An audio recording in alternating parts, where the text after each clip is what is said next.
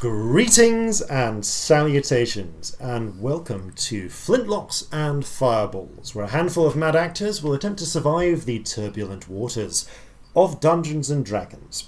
I am, as ever, your host and Dungeon Master Jason Phelps, and I am joined by Robbie Bellekom, Sam Stegosaurus Burns, and Ellie Thesaurus Sparrow. Fuck off. Wait, why am I a book and everybody else gets to be dinosaurs? I mean, I suppose books can have lots of dinosaurs in them, so actually I win. And the thesaurus, if I can actually pronounce it correctly, is going to give you alternate names for dinosaurs. So technically... Thunder lizard. Thunder lizard. Is that an actual alternate name for a dinosaur? Or I think so. I think it's a literal translation of one of them. Terrible lizard is Tyrannosaurus. I mean, that's fantastic. We need to find out which dinosaur is a thunder lizard. In fact, Tyrannosaurus Rex is King Terrible Lizard. I feel like if... Because the King Terrible Lizard! I feel like if Celestia was a dinosaur, she'd be a thunder lizard, whatever dinosaur that is. That feels about right. If we ever go to some deep tropical jungle somewhere... Oh, it's a Brontosaurus! Oh, excellent. If we ever go to some deep tropical jungle somewhere, perhaps we will meet King Thunder Lizard. Just in case we're at the point where anyone will fan art this, somebody please draw Celestia as a Brontosaurus. just on the off chance. Brontosaurus, David Bowie. Yeah, Brontosaurus, David Bowie drow. That's what I need in my life. I didn't know I needed that in my life. Oh, it's also in Warcraft. That's where I got it originally, I think. Okay, it's in Warcraft. And speaking of commercialized games, it's possibly time for future announcements where, who knows, maybe by episode 11, by the gods, it's episode 11 now, future us might have something to say about sponsorship. Hello, it's Future Jason with messages from the present. No word on sponsorship yet, past Jason, but don't give up hope. This week on Robbie Watch, Robbie will be in Ipswich, so if you want to catch her in Awful Auntie and you live in Ipswich, you can do so there. Otherwise, we have no other announcements, except, of course, for the revelation that Our Lady and Mistress Celestia has arisen and will soon be walking the plains of the earth. If you wish to offer up appropriate sacrifice, please consult the nearest beetle priest that will dig its way out of the fetid soil. Otherwise, it's back to you, past Jason. Doubt it. Yeah, that was overly optimistic, wasn't it? Probably. But you never know. We never know. I mean, I was very optimistic thinking that somebody would care enough to draw me as a dinosaur. Yeah. I mean, I'd love to try and do that, but I don't think I can draw dinosaurs. Well, we'll find that out in like a month and a half, I guess. Oh god, ages, yeah. It's going to be really, really, humble pie for you if, there's a plug for D&D Beyond there or something. Can you imagine? That'd be really I think there's that other podcast that covers them, though, isn't there? Yeah, I think they might. More than one. They sponsor more than one. Yeah, might be more than one. All right. Do any of us... I mean, I'm using their software, so... Yeah. Oh. Do any of us have any cool announcements to make here in the past? Okay, no. Don't think so. I know you've got a new die, Robbie. That's about it, I think. Yeah. But that's not new, is it? That's like all the time. All right then. In which case, I will. I think it's time for Flintlocks and Fireballs. Our land stands on the sabre's edge. Our cities are a powder keg. Brother chains, brother, no one's free. A life on land is short, you'll see. So gather your muskets, gather your spears, we'll plunder the shores of Calcinea. No kraken, storm or spell we fear, so come and sail with us, my dear. Previously on Flintlocks and Fireballs, our party finally arrived in the port of Crosswater, within the Viridian Bay. With the Charlie's Regret in dire need of a good 10-day week in dry dock, the party find themselves in need of things to do while they wait for the loot from the captured fawn and the fawn itself to be sold and their shares to be apportioned, and for some of you, for the ship to actually be seaworthy enough for you to continue on in search of your own quests. The party made contact with the sculptor, or rather one of the sculptor's lieutenants, who gave them an option of 3 different jobs they could pursue. Finishing one would be enough to pay them for seeking out the information that Celestia is looking for, while the other 2 would be paid in cold, hard cash. After successfully defeating a chitinous monster hidden in the sewers beneath the city, the party found themselves tracked by a mysterious hooded stranger. After a frantic chase through a marketplace, the 3 of them the 4 of them, including the stranger, wound up in a deserted alleyway, where the stranger revealed themselves to be Chase Gramani, a hulking, rather muscly tiefling who had been sent to invite Scamp specifically to the household of the Gramani, supposedly a safe haven for tieflings within Crosswater. Somewhat reluctantly, she agreed to lead the others along with Scamp. So, if you'll consult the handy map, which I have placed up in the chat. It will also be on social media and on the website, listeners. As ever. You can see that, and I'll actually need a copy of the map. I'll make a second copy of that for future, I think. So, as you make your way out from the alleyway, you find yourselves heading back out into the Judgment Square Market, which is beginning to settle down after the unexpected flurry of events that had taken place within it, but 10 minutes or less before.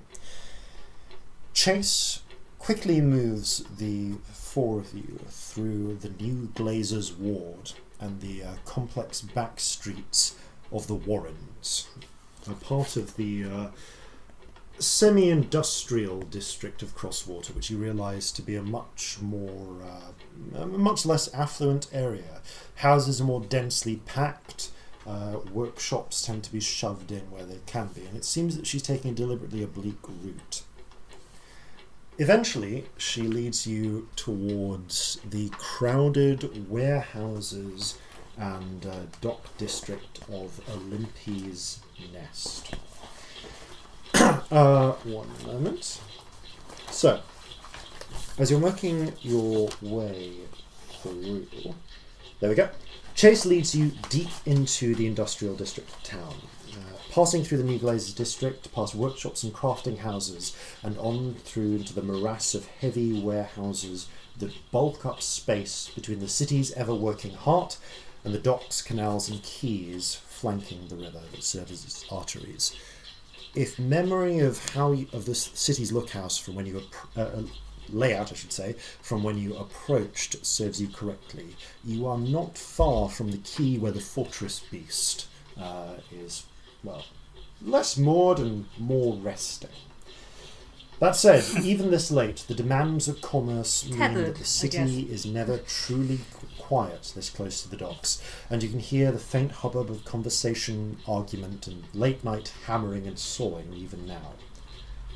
Eventually, Chase stops at one seemingly random warehouse, bearing a flaking old sign proclaiming the building to belong to Genevieve Frey and Daughters, textile merchants.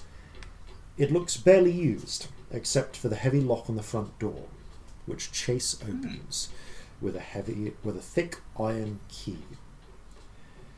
Inside, you filter your way past heavy crates and high racks filled with row after row of bolts of dull, unbleached khaki cloth.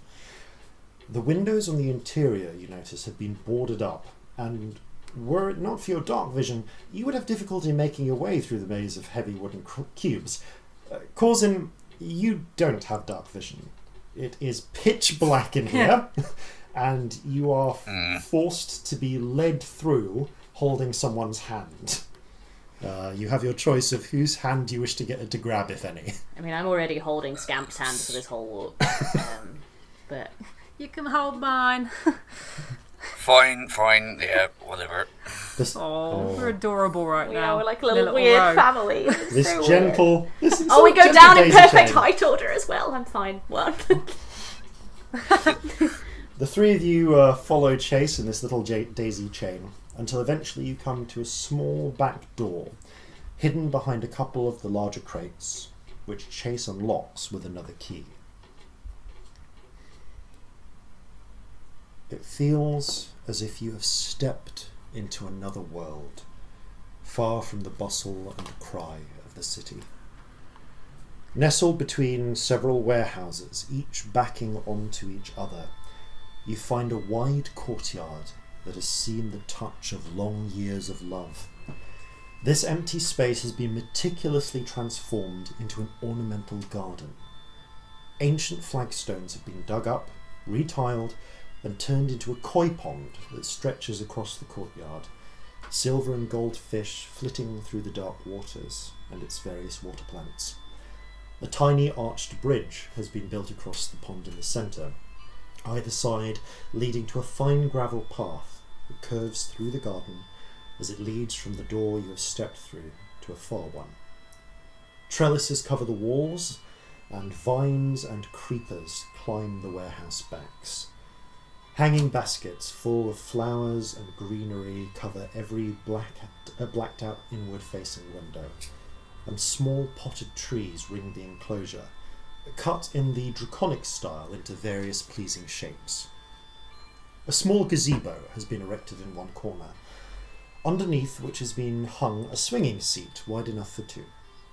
A familiar-looking figure is perched under it reading a book, that of the Brass Lantern's barman. But without his gloves, you can see that his hands are tipped with claws. He looks up at your approach with cat-like yellow eyes. His pupils flash green for a moment, in the reflection of a nearby oil lamp illuminating his book. A chocolate-coloured tail unwinds from the seat as he stands, barbed in the same fashion as Scamp. It's good to see you, Chase, and you see you brought the young one. He looks a little surprised and possibly a little alarmed to see Corzin and Celestia. We weren't expecting additional visitors. They didn't want to come on their own. He kind of looks to Scamp and to Chase. Chase shakes her head. It is fine. They seem trustworthy enough. Besides, we owe Scamp our lives. That we do. The barman nods. Well, in that case, allow me to introduce myself. My name's Mordecai, although when I'm running the bar I go by John Smith.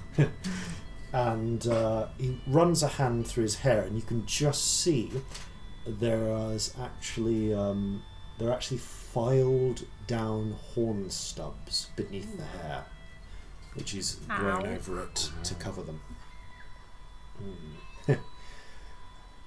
Well, I guess we'll be meeting the rest of the family then. Scamp, you ready? No. How many of you are here? Well, everybody's in now that Chase is back. So I want to say, yeah, all 7 of us. I give Scamp's hand a little squeeze. That's a lot of people. If it helps, we weren't expecting 3 new people either. We'll have to get another couple of chairs out. But dinner should be ready soon. Chase turns to you, Scamp. It will be fine. This is my brother-in-law. Please come inside. It will be okay. Scamp, they seem like nice enough people. And we've got your back, don't worry. Yeah, we can always kill all of them if anything goes wrong. You see both Mordecai and Chase tense. I'm joking. I'm so sorry. I'm nervous. Bad joke. They both stare at you for a moment, and Mordecai looks cautiously at Chase. It is okay. It is okay. All right, Chase, if you think so. Sorry, we're a bit jumpy. We don't usually have outsiders come this close. Understandable. You've got nothing to worry about from either of us. I'd very much like to believe that. Take your time. All right, he runs his hand through his hair again. Chase, you lead the way. She turns back and again sort of gesturing to Scamp. You can tell that she wants to take one of your hands reassuringly, Scamp, but also doesn't want to touch you without your permission. So it's just sort of gesturing vaguely with her hands and goes, "It will be okay. It will be okay." Can Corzin see at all unaided now? Yes, now there is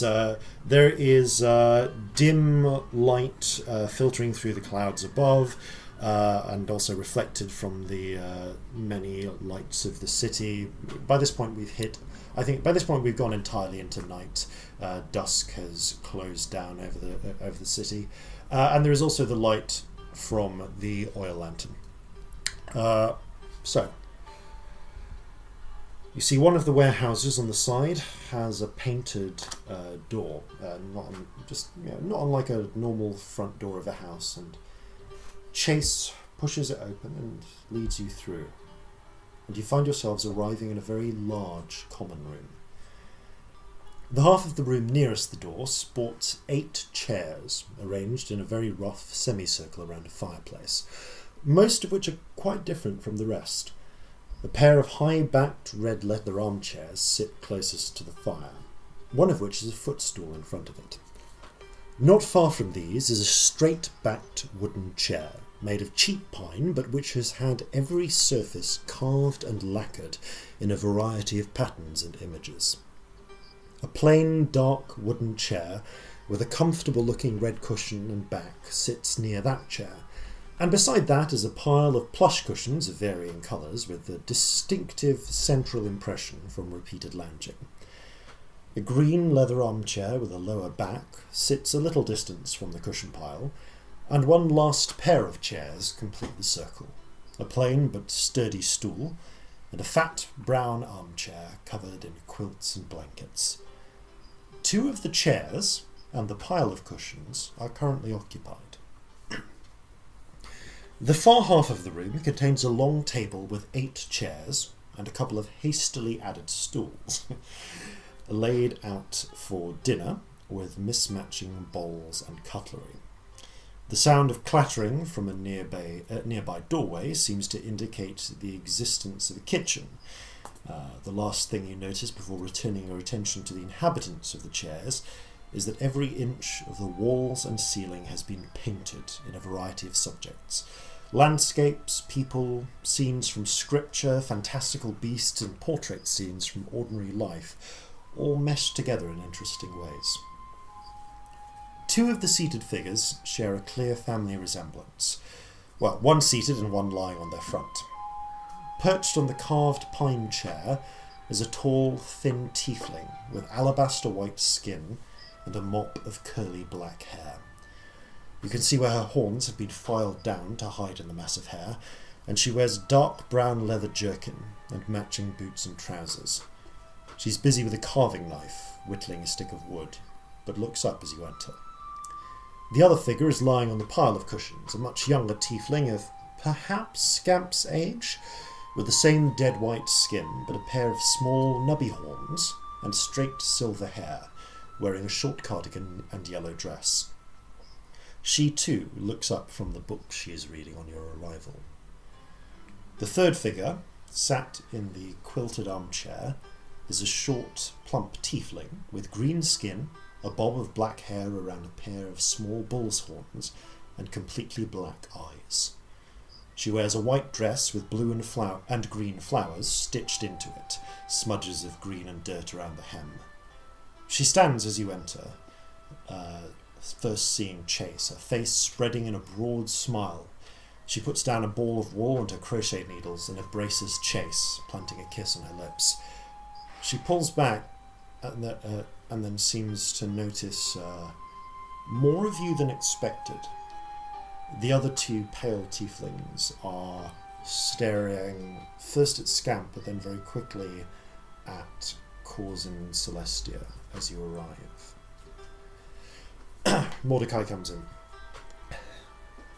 Hello, there's a couple of extra visitors that we weren't expecting, but Chase assures me that things will be okay. He gives a slightly sidelong glance at Celestia and Corzin, but seems to be trying to reassure himself as well as the others.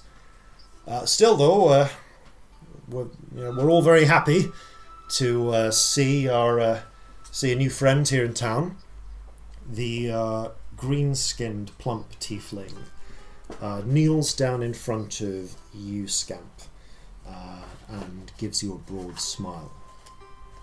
Well, hello there, she says, and she offers one of her hands to shake yours. My name's Lilith. I'm Maudie's sister, Chase's wife. What's your name? Scamp. What's her play? I'm just going to stare at her hand. I'm not going to shake it. She keeps it extended and says, well, it's a pleasure to meet you. Welcome to the Grimani house. She keeps the hand extended, but when it's clear you're not going to shake it, she pulls it away. Stands up. And yourselves... I put a hand out. Celestia Stardust, nice to meet you. She shakes it firmly. That's an interesting name, but well, it's a pleasure to meet you, Celestia, and puts a hand down to you, Corzin. I shake it jovially. And your name? Corzin Horhace. Oh, well, it's unusual to see anyone else in the house, but if Scamp here and Mordecai and Chase all think you can be trusted, then welcome in. Scamp. I promise you, we mean you no harm so long as you mean Scamp no harm. It's just that... Oh, no. There's no fear about that. Any tiefling is always welcome here. Scamp wanted company. The two white-skinned tieflings are looking at you less welcoming, not necessarily less welcomingly, but more warily than Lilith. The one with the whittling knife, you can see, has stopped whittling and is almost unconsciously gripping it in as if she might be expecting a fight to break out. But you can see that she's restraining her expression. The smaller tiefling is looking up with more sort of just naked interest at the pair of you, as well as Scamp. Chase speaks up. Allow me to introduce you to my sisters. This, and she points to the taller of the two pale halflings. This is my sister, Hope. Tieflings. Wrong word. There's a fling in there. To the taller of the two pale tieflings. This is my sister, Hope. Hope nods. Hi. Hello. It is unexpected to see you, but hello. I guess you'll be joining us for dinner. Papa, there's 2 unexpected guests. And you hear a voice. I heard. It is all right. Welcome them in. The younger tiefling pushes herself up from her cushions, book still in hand, and sort of wanders over and peers at Scamp. Hello. My name's Wisdom. Hello. You're Scamp then, is it? Yes. She peers you up and down. All right. Well. Oh, look! You've got something behind your ear. And she reaches back and pulls out a small copper piece from just behind your Celestia is like watching this, like, how did she do it so it looks good? Scamp's just sort of frozen up. Just Celestia nudges Scamp. Hey, Scamp, that's your ear copper, that is. She tucks the piece away. That's not a thing. You keep saying that like it's a thing. It's not a thing. It's a thing if I say it's a thing. Corzin says, give it a rest for a moment, will you? You can see that Never. Wisdom is smiling a little. Hey, it's good to meet someone else, someone who's not old for once in coming to this place. No, everyone is so old. I just look at Celestia. I know, right? Well, it's good to meet you, Scamp. Are you hungry? Yeah. I don't know. You're always hungry, come on. You can't have eaten that many sweets today that you don't want dinner. I've eaten a lot of sweets. But yeah. At this point, you can see another couple of figures emerge from the kitchen. 2 more tieflings, both with a family resemblance to Chase, Hope, and Wisdom. One of them seems between Hope and Wisdom in age, with purple skin, curly black hair, blank red eyes, and branching antlers. Dressed in a similar jerkin and boots to his sister, but with a bit of decorative stitching around the hems in red. There's a twinkle to his eye, and he grins on seeing the new arrivals. Hello there! I see we have friends! Hello! I am Courage by name, Courage by nature. Celestia Stardust, nice to meet you. Oh, I like you! He down. shakes your hand. Oh god, there's 2 of them. And you hear a voice coming from as the other one is coming out of the kitchen, carrying a very heavy pot in both hands. Like, you can stop your boasting, Courage. It is okay. And he places the big pot down on the table and turns, folding his arms as he looks at you.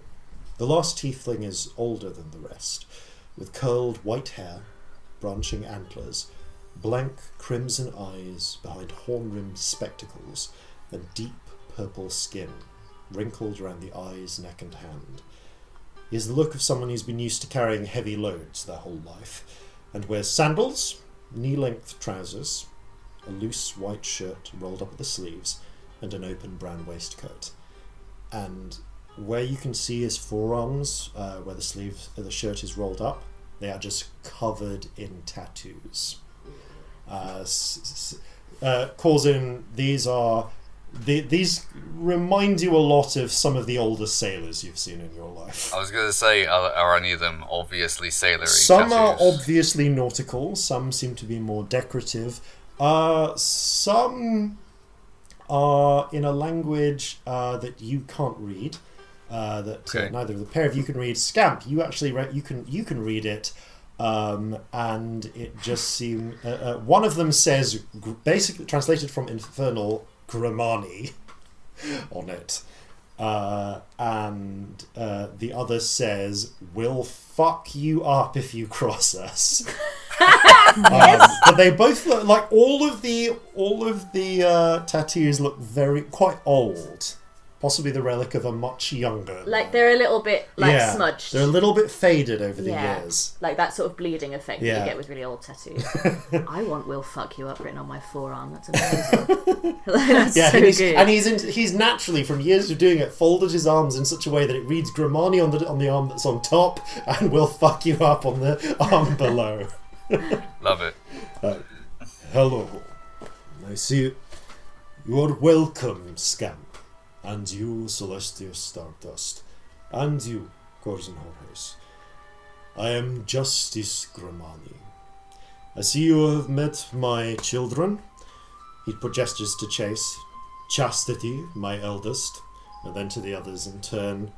Hope, courage, wisdom. And of course you have met Chastity's wife, Lilith, and her brother, Mordecai. We are the Grimani family. You have come just in time for dinner. I invite you. Sit, eat, break bread with us, share wine. We will not bite. That sounds great. Scamp, what do you think? Okay. I haven't let go of Scamp's hand for this whole time, by the way, apart from to shake other people's hands, and then I've gone back. Corzin would have let their hand go, but only so that he could stand, not like in a confrontational manner, but ahead of them slightly, so as to be a barrier if anything does turn sour. I feel like it's funny because that's what I was picturing with Celestia as well. I feel like she's got hold of Scamp's hand in sort of performed comfort, but also she is slightly in front of them and in between them and people. Well, come, sit. We'll make. I think the goulash will stretch to everyone. Thank you. We might have to bulk it up a bit with bread, but things should be okay. And the family begin. You can see there's a long practiced routine of people as different members begin bringing in plates and cutlery and cups. The youngest Wisdom brings in a jug of wine, and it's a proper sort of jug of good sort of red wine that you just have at the dinner table. Hope is gathering plates and cutlery and setting them out. Courage, you can see, is coming in with several wrapped loaves of thickly seeded bread. And pretty soon the table is laid. There is a huge pot of goulash in the middle.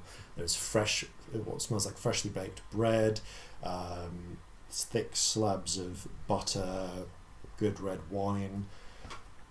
Yeah, you're invited, and the family take their seats, and you can see there's laid in the centre. There are the two hastily erected stools in between, shoved next to one of the normal dining chairs. You get the feeling that the dining chairs, and like the chairs by the around the fireplace, all seem to have been bought as otherwise acquired as a set of 8.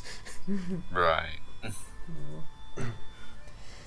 Corzin says, so you're all the same family then?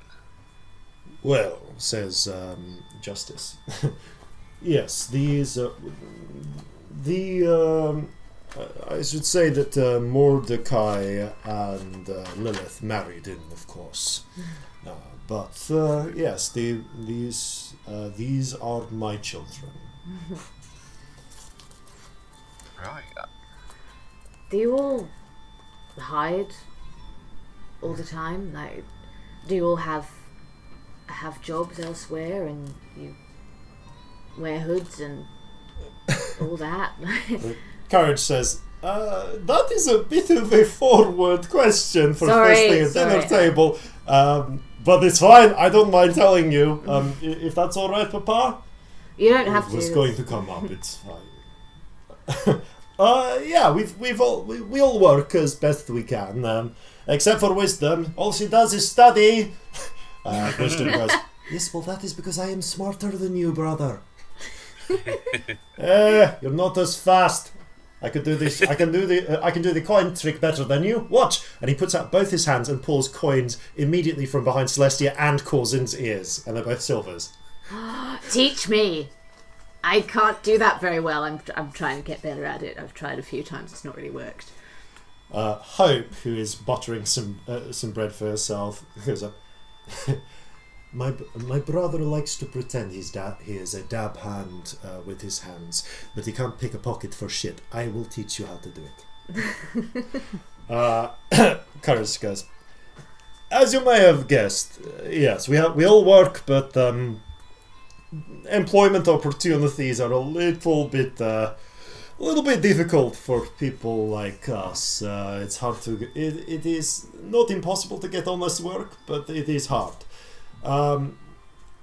Mordecai, who has just been taking a sip from his wine, goes, "Yes, we're not all crooks, though." That's not what I was implying. No. Curious. There's a. It's a common conception. I won't even say it's a misconception that all tieflings are thieves and vagabonds, and Lilith and I have worked hard all our lives to not do it, but we understand that it's needed. He gives a nod to Justice, who nods back. But I consider myself very lucky that I was able to take over the running of the Brass Lantern when me and my sister arrived in town, especially since, and he nods to Lilith, especially since she can't pass the way that I can for a human. It's not been easy all our lives, but the last 8 years haven't been so bad, have they? Lilith smiles and says, broadly eyeing up Chase, or possibly Chastity, and says, "Well, yes, and I've had a distinctly warmer bed than you, brother." All right. Chase, you can see her red cheeks are just going slightly redder. And she is just shoveling goulash into her mouth. That's the same if you go to the wrong parts of the world. They have funny misconceptions about halflings too. Justice. Some people think that we're just stupid, fat, lazy farmers. Sister just He sits down in a looks chair there's just a little bit. There's a brief side glance at Celestia, not in a nasty, meaningful way, but just sort of, yeah, I know, kind of way. Well, where I'm from, people aren't stupid about tieflings. The Justice kind of looks at you and goes, "So I have heard. But if it is not too much of an imposition, I am interested to hear where you are from, Scamp. Which family are you part of?" I'm not. I apologize. How did you know to... Chase quickly intervenes. It seems that she came into the Brass Lantern. And you can see that and you can see that Chase seems to have made an assumption about Scamp's gender. I'm going to say. Just they. They's good. Okay, well, they seem to have come in without knowing, into the Brass Lantern without knowing. Mordecai, you were not quite right in your presumption that they were unwilling to speak to you. It seems they just did not know. Mordecai nods. Right. Well, I'm glad you did wander in. It's important that we get to know each other. But so you weren't raised by one of the families? I don't think I was really raised at all. By the Regent. Just sort of found my way. You can see all of them are looking kind of concerned, and some of them a little sad. Justice kind of sighs heavily. I am sorry to hear that.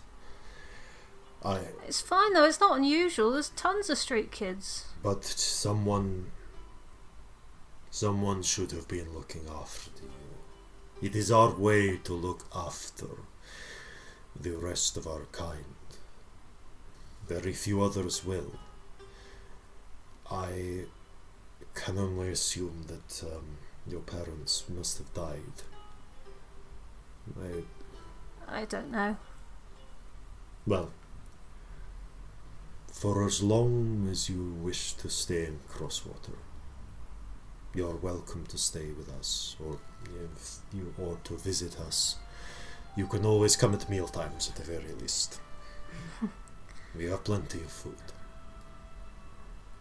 We don't want to get you in any trouble. More trouble than being a tiefling? It just seems to happen a lot. Like, undead people and giant birds and fishmen. It's been a busy couple of weeks.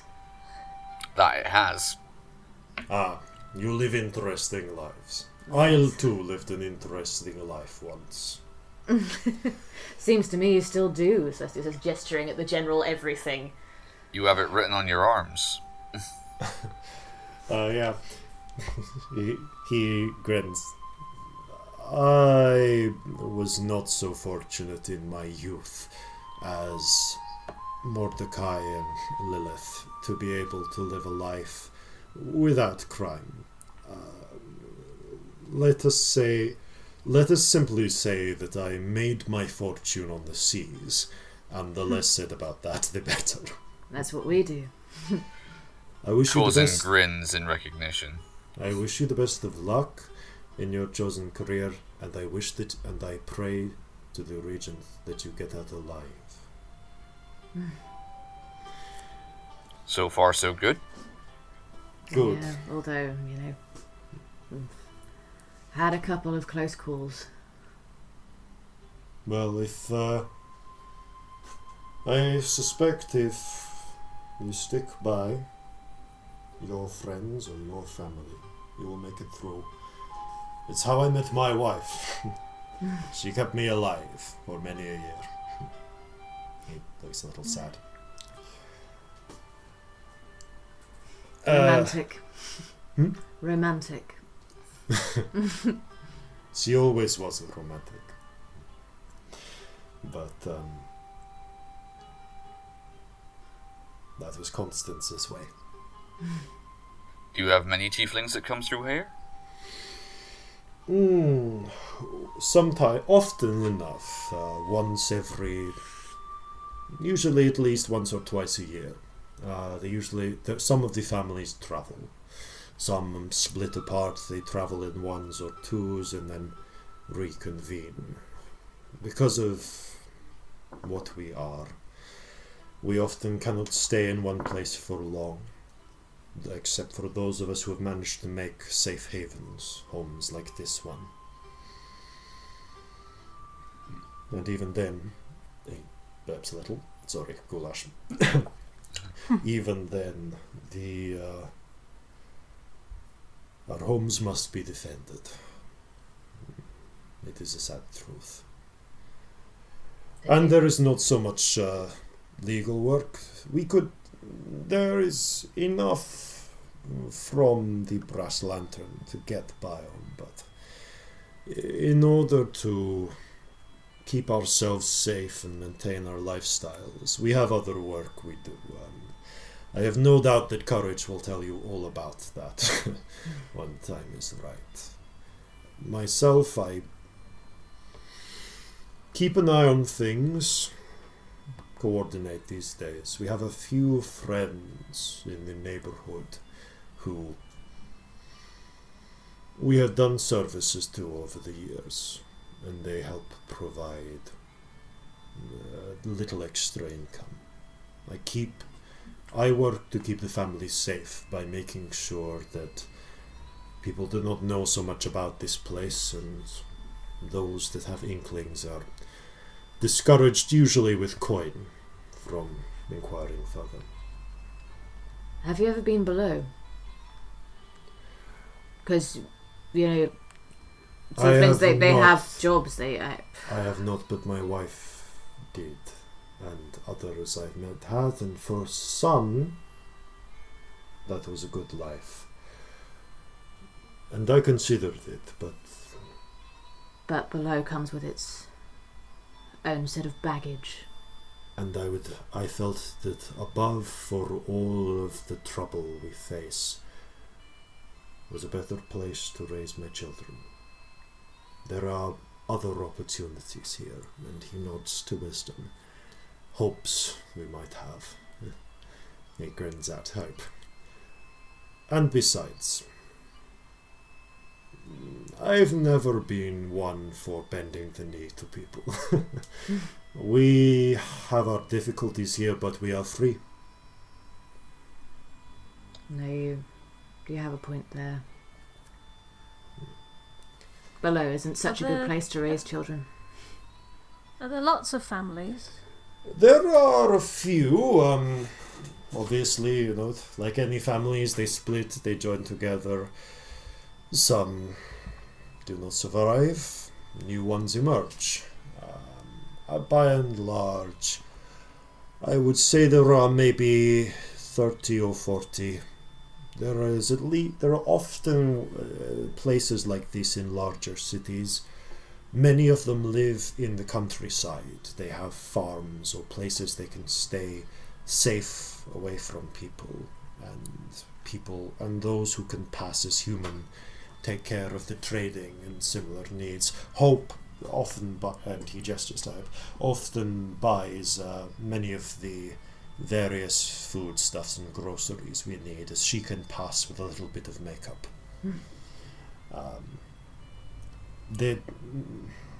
My wife, Constance, she could pass as well. And before Mordecai was able to take up the reins, she ran the Brass Lantern. It was a hard period for a couple of years where we had to employ a very greasy and unpleasant man to do it in our stead. And he charged all of the profits that the bar made. We had to rely a lot on illicit means to get by during that time, but I didn't want to see her tavern go. I was very glad to be rid of him.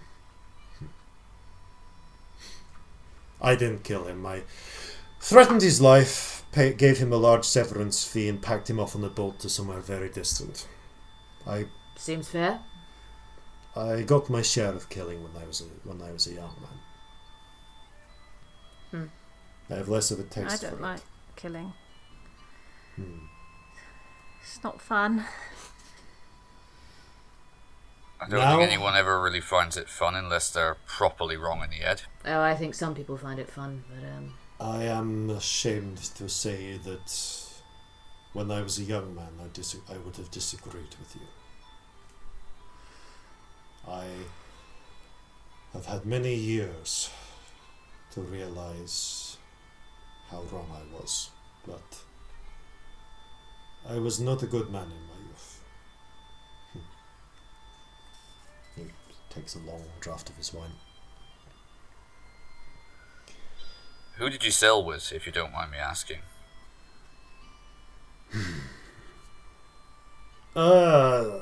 I sailed with a captain by the name of Brandy. He was a tall human man with a curled black beard. not an orc of any description. No, he was a human in his 60s. This was. I'm giving Corzin like such eyes over the table right now, like proper This was. Does he have a son? Not to my knowledge, but Are you sure? I did not surf with him all my life. I surfed with him for about 8 years. He may have found some. This was 30, easily 30 years ago. Oh yeah, he definitely could have buggered an orc in that time. Anyway, Raising. That's not how babies happen. No, he was one of the few other men I have met who enjoyed the bloodlust of battle as much as I did in those times. We were not privateers. And as I say, there are a few others I saw who loved the job the way that we did. Only one other tiefling I ever met. Could I roll a history check to see if I am at all aware of Captain Brandy's lineage? Yes, roll a history check. 16. You know, Captain Brandy doesn't talk about his lineage Ooh. at all, ever. Okay. Curious. Oh, and he's very defensive about not being a pirate. Sorry, this isn't in character. Let's go. Sorry, that was just me thinking out loud. That's not a Celestia thought at all. Interesting. Corzin strokes his 5 o'clock shadow. No, there's only one other who was ever as fond of the job. She was a tiefling, in fact, actually. Young girl. Kind of looks at you, Scamp. Actually, the only other goat tiefling I've ever seen. I've known quite a number of different, I hate to say breeds, because that makes it sound like cattle, but... Like dogs or something. Yeah. Varieties? Varieties. I've known a number of other varieties of our kind. Obviously, the Gramanis have always... We have always had the antlers. There have been many different types. I know one family where they have something of the serpent about them. I believe one of theirs came by about 12 years ago. He was looking to get big in the smuggling world. I gave him some pointers to a place in the south where I knew a couple of people. I understand he's doing well for himself these days. But the one group who are always difficult to deal with, they claim lineage from a very unpleasant, supposedly a demon or a devil. They say we are all descended from them, but that group are able to pass entirely as human, but except that they have to wear masks. And they can make metal move around them, chains especially. And that's disturbing. Yes, the reason for the masks is worse. I found out why once. He shudders. If they take the mask off, there is a curse inherited along their line. You don't see their face. You see the face of someone you have lost that was close to you. Ugh. So they tend to wear masks. Oh. So a goat tiefling's particularly unusual then? I say this because you are the second one I have ever encountered. I assume there is a family somewhere that perhaps they live in the south of the continent or Haldanos or something that I have just not met with them. But yes, the last ghost. And it's a family thing. Yes, in the Like, way that that the antlers are passed down, or if Mordecai were to find a wife, then his children would have the bullhorns, for instance, or possibly whatever his wife's lineage was. Let's use lineage. It sounds nicer than breed. Lineage seems a Yes. good term. Yes. What about skin colour? Is that... It varies. It does not always work perfect. It does not always go as you might expect. For instance, Mordecai, Mordecai, both of my parents had my skin. He gestures to his own sort of chocolate brown skin. But I think one of our great grandparents had Lilith's skin, and he gestures to Lilith's green, bright green skin. So I think it jumps generations. Not honestly sure. Corzin says, "Do you really not know anything of your parents, Scamp?" No. I mean... Well, I mean, No. Who raised you? No. Who looked after you when you were small? I did. What about when you were like a baby, though? Like, someone must have done. I guess. I don't know. Do you remember being a baby? No, in all fairness. No.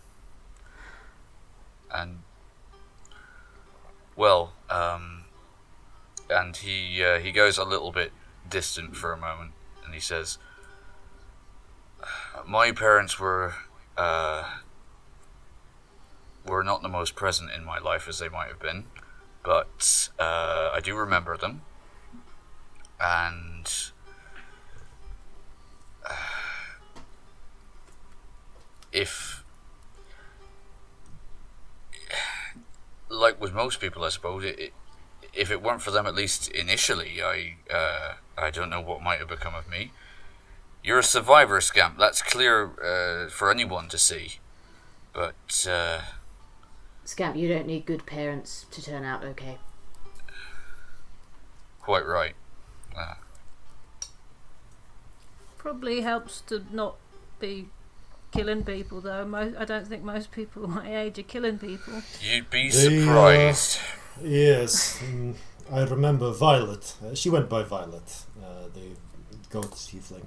She definitely was killing people, although she was on the pirate ship. It's not surprising.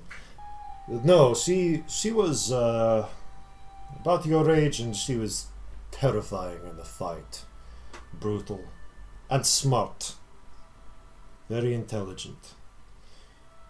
I'm not. No. You are smart. If you weren't smart, you wouldn't be here. There are That's a many fact. forms of smart. Courage, for instance. he kind of chuckles. What are you going to say, Father? Oh, what are you going to say, Father? Come on, Papa. Well, go on and say it. Hope says, he means to say that you are thick as two short planks. I was not going to say it like that, but courage has more street smarts than book smarts. Unlike wisdom, she is the smartest of all of us, as far as book smarts goes. Very intelligent. I have hopes for her. High hopes. Violet was she was as smart as wisdom, and she was always seeking more knowledge, more money, more skills in battle. But she had a secret. It's only because I caught her out once in that secret that I realized she was like me. She had a magic cloak, you see, that would allow her to adopt a human form. I confronted her about this. Told her it was okay. She was one of my kind. I was not going to out her. But I was curious. So I made her tell me where she got it from. Supposedly, she bargained it from an old witch in her hometown, Peders or Pesser's March or something. She always hated that place. But we docked there once or twice, and she never came off the ship. But I remember she'd always planned her way to con her way into a university, become a ship's mage. She was a wizard. That was her plan. What did she look like? Like you, very much like you. Purple skin, more purple skin than yours, I'd say. Yours is a little more pinkish, but goat horns, curled like a ram. She disappeared off the ship about 3 weeks after I made her tell the story. Perhaps she was afraid that I would leak it to others. I would not. I never would. But I did not hear of her again after that. Do you know what the cloak cost her? No, but from how much she hated and feared her hometown, it must have been something big. Yeah, Pater's March is not a good place. Did you ever go to a place called Slavitska's Isle? Yes, was quite a popular trading place. Did she go there?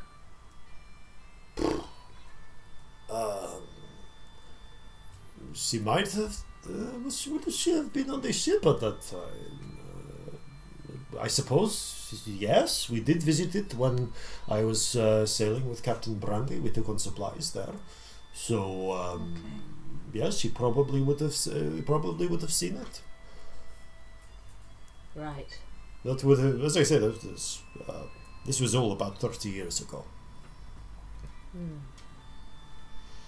We sailed all up and down the Dragon Coast, over these, across the North Passage, and raided Orsyria, Faroes.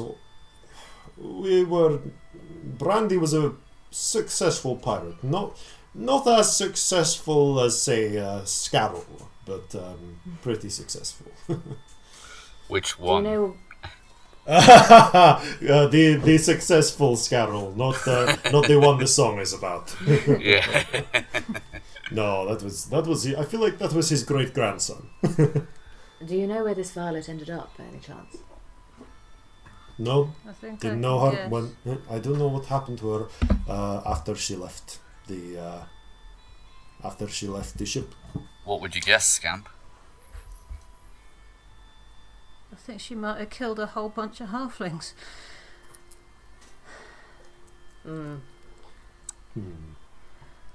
I think she went to university.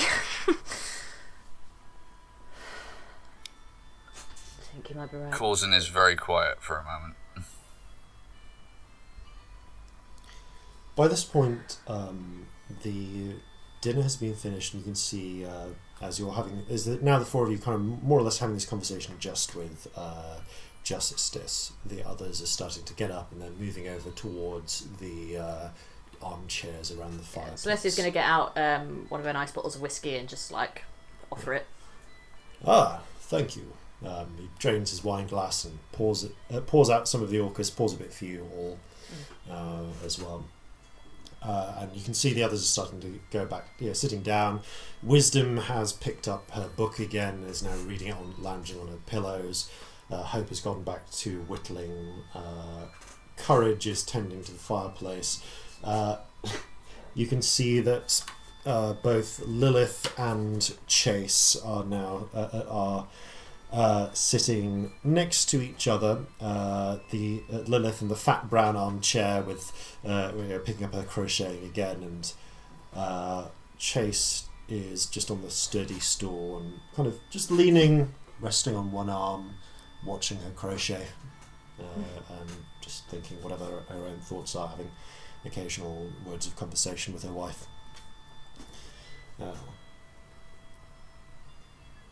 Magic, is that a tiefling thing?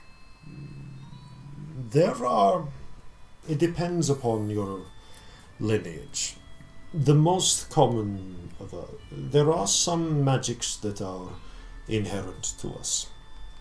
There is a very common thing we can do in times of high stress, when our lives are threatened. Some part of whatever if it was demons who had descended from, comes out, and we can summon fire from our bodies. Scamp, you're good at fire, aren't you? That makes sense. Beyond that, and we all have the ability to do small tricks, changing our eyes, for instance. It is one of the ways in which we can pass, those of us who can. If Mordecai was not able to change his eyes, he would not be able to do what he does. You've done that before, haven't you, Scamp? Yeah, it's terrifying. I can't make it look right though, it just gets weird. Yeah, you drop way over the uncanny valley when you have like normal people eyes. It's just not okay. I'm not One good of at these eyes. days, we're going to have a talk about what you consider to be normal people eyes.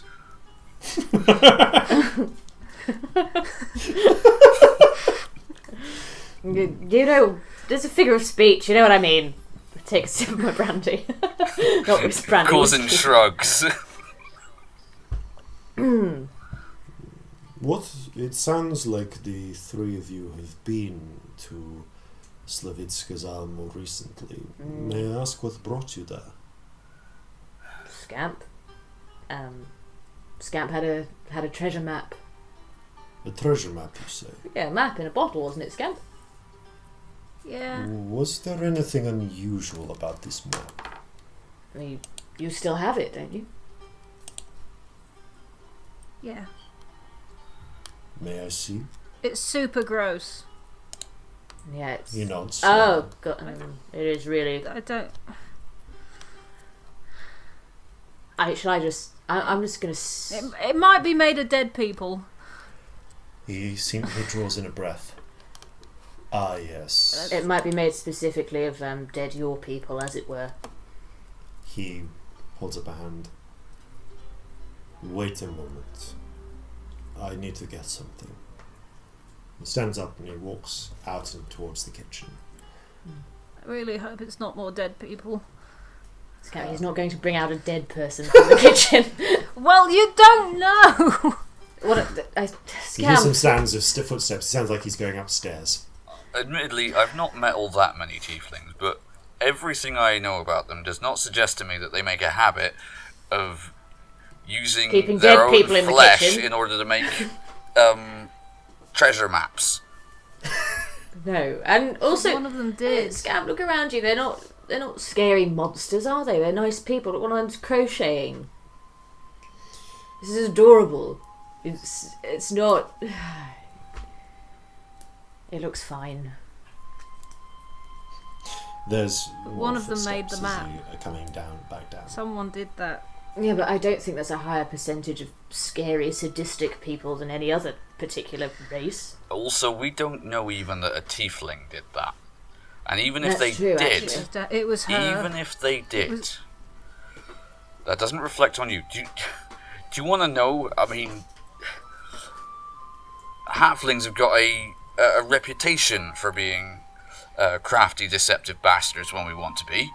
It's how we've survived this long in a world full of, well, not to put too fine a point on it, larger people than us. There have been some things distinctly uncomfortable. There have been some things that people of all races have done which would turn your skin white. But I know, but I kind of don't think that well of anyone, if I'm honest. You guys are nice, but you seem to be the exception.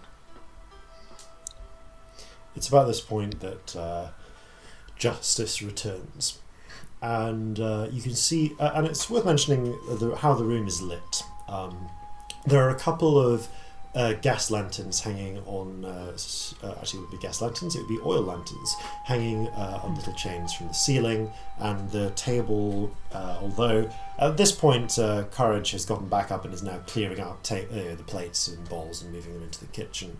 There are still little candles in little candle stands set out to give the table a bit of light, and you can see Justice returns with a very small fragment of parchment held in his hand.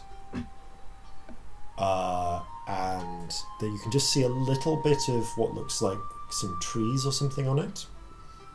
And with a kind of stony looking face, he places the fragment over one of the candle flames and just lets it rest there for a moment before turning it over. Red markings now show themselves all over the page. Neither Corzin nor Celestia can read these, but if you look at the chat, and this will be in a secret link for those of you on who are following this on the website and Twitter, etc. Scamp, you will see a version of this map fragment with the Infernal translated.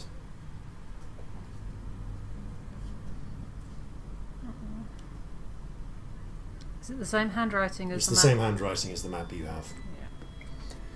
Is it from the same piece of paper, or? You have missing no piece? way of telling. I mean, the skin type looks the same. It doesn't seem. It seems to be, made from a pale, human-looking skinned tiefling skin, rather than say purple tiefling skin. Their own. Scamp, do you have that map still? It wasn't missing any corners or anything, was it? The map you have is pretty intact. It doesn't seem to have had anything torn off it. But it had writing on it too. What did the Yeah, I writing say? remember. It was just stuff we already knew about, like the island, stuff we'd already found. Oh, and you said that they wrote down giggling, didn't they? I remember that. Yeah, Really weird. it was super creepy. I bought this off a traveller about. Oh, this must have been 14 years ago. Yeah, somewhere between 12 and 14 years. I'm getting older, I start to forget. I recognized the skin, and so they claimed it was a useless fragment of a treasure map, but I thought there might be more to it. I set it alight, knowing the secrets of our skin, and I was not able. It does not show the exact location of this treasure, if there is one, but I recognize the broad coastline. It seems to be somewhere within the great forest of Meadmere. In the north. It's the same as the one we've got. I mean, it's a different place, but it's the same skin, the same. It's Violet. She did that. There's only so much skin that a person can have on their body. Are you sure? Also, are you implying that she used her own skin? Because that's really fucked. No, it's the wrong colour. She's taken it from someone else. How can you know all this? Okay, well, there's two maps that are made of the same material with the same handwriting in the same language that only tieflings speak. A purple tiefling killed all those halflings. It makes sense, Yeah, doesn't it definitely does. Are tiefling maps like a Sorry. thing up here? Like, is this normal? No. It's not a thing in the Underdark, but I'm still new. It is not unheard of, but it is considered barbaric for obvious reasons. I mean, she wasn't. It's a bit of a grim question, but she wasn't travelling with anyone, was she? Like a, When I knew different her, coloured. she was a girl. She travelled alone. She was the only other tiefling aboard this ship. Captain Brandy did not care what race I was. He cared that I was good at killing. But Sounds familiar. no, she did not travel with anyone else, and I do not know what she did in the next 30 years, if she is still alive. But if what you're saying is true, then I fear that she did not come to regret her decisions. I don't suppose you knew her full name at any point, did you? No, she went by Violet, and in truth, I suspect that itself was a nickname that she had acquired before she had acquired the cloak. We think her real name might be Fasilisa. If that's even a real name. True, that could be another one. There could be nicknames upon nicknames. I mean, but names don't really mean much, do they? I'm sure I'd agree there. As to whether this was ever done, it's a barbaric practice, but in the bad old days, and when I say the bad old days, I mean centuries ago. The Gromani's came first from Meadmere. We have the accent still, but there are tiefling clans in Meadmere who are not so inclined to live as part of society, and more inclined to rule it, or control it from the shadows. At least so it was in the old days. Meadmere, especially inland, away from the coast, is more backwards. it is less connected. The people there, most of them are serfs tied to the land. In those places, a baron has complete control over his people. So it is easy enough for tiefling clans to make themselves barons, so long as they and with such little communication they could rule as tyrants. Sort of unseen kind of thing. Indeed. And they warred against each other, and when those wars went, and they were, from all I have ever heard and the stories my mother told me, as bad as any halfling clan war, they would leave messages scribed on the skin of their enemies that only tieflings would see. Oof. A practice that has somewhat fallen out of fashion in recent centuries, I would imagine. So I hope, although one does hear stories about the surviving clans in Meadmere. Their wars eventually reached a point where they got too loud and too noticeable, and the Tsar moved in to replace them with more amenable barons of human nature. What happened to them? As I understand it, many of them were simply wiped out. The rest became travelling families, and one of those families was the Grimani. Oh. And then we settled here. And I have tried to raise my children without as much of the values as I had in my youth. I am ashamed to say that not all of those old Meadmerish values went. When my wife died, some of who I used to be could not be held back. His eyes are a little distant. Corzin says, I think I understand. Me too. Nothing to be ashamed It was of. about 10 years ago. She was spotted. Spotted by who? A handful of young, angry men and women. They saw her tail or something, I do not know. I did not find out until later. And they took what tools they had, and they ended her. So I took my two eldest daughters, and I tracked them down, which I do not regret. But in Meadmere, there is a saying: revenge is a circle, and if you do not wish it to come back to you, you must stop it entirely. So I tracked down their families, and that I do regret. But it has been 10 years, and we are still safe. I can't say I blame you. Takes a long drink from the brandy. When he puts his glass down, I'm going to top it up. Yeah, good call.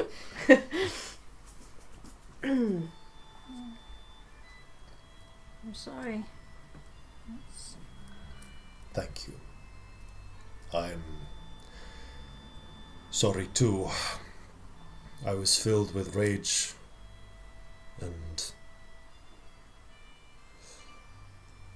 well, You don't have to explain. I think we all know what that's like. come. Yeah. Let's sit with the others. Stay this way. We will have a pipe of tobacco, and he calls out, "Hope, do you think you could sing for us?" How goes it? Papa, there are strangers here. It is fine. It is fine. I've got instruments. We can have a lovely time. Okay. He invites you to pull up a couple of the dinner chairs to sit around the fire. Although, notably, the chair of the two high-backed armchairs, he sits in the one with the footstool, but one remains vacant. All right.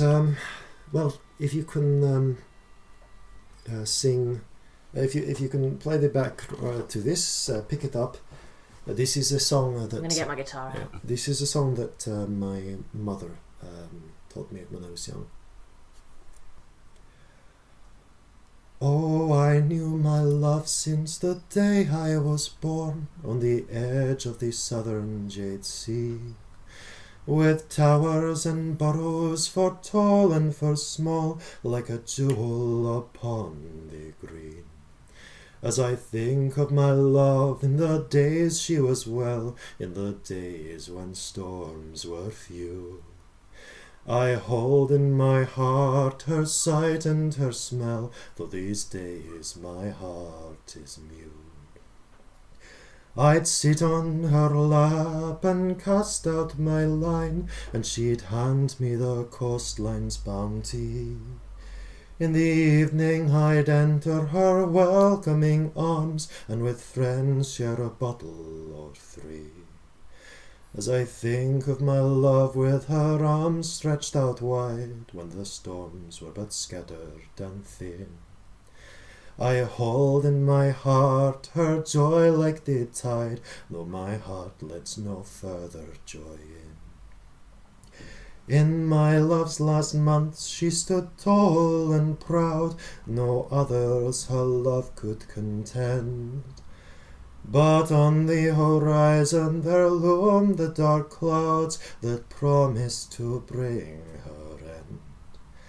As I think of my love in the last summer nights, in the days when the storms gathered close, I hold in my heart her willpower to fight, though my heart is now battered and broke. When the storm struck my love, she struggled and fought against thunder and gales and claws. Her streets flooded with horrors, destruction was wrought as we railed against the storm.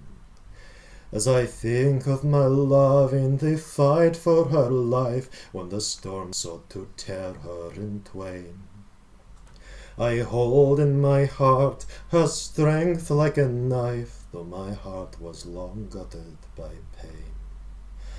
My love fought off terrors and beasts and the sky, till the sea itself started to part. This storm called the lightning with a baleful eye, and tore out my lover's heart.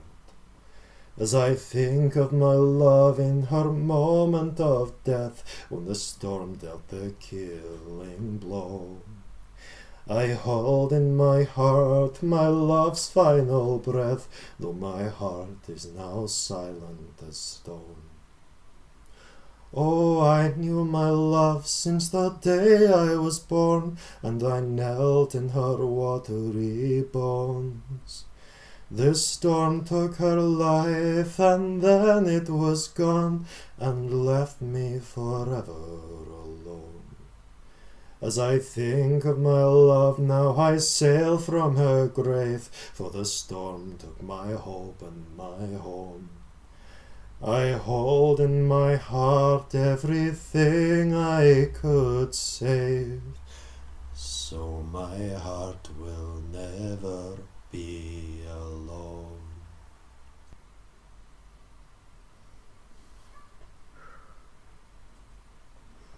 Celestia quietly wipes her eyes, having forgotten to join in with the guitar. Corzin is going to make a wisdom saving throw not to be shedding a tear. It's a natural 20. He's holding it together. Celestia's not. Yeah, no. She's going to pour herself some more whiskey. Even with that, you can see, for not the first time this evening, he has gone very distant.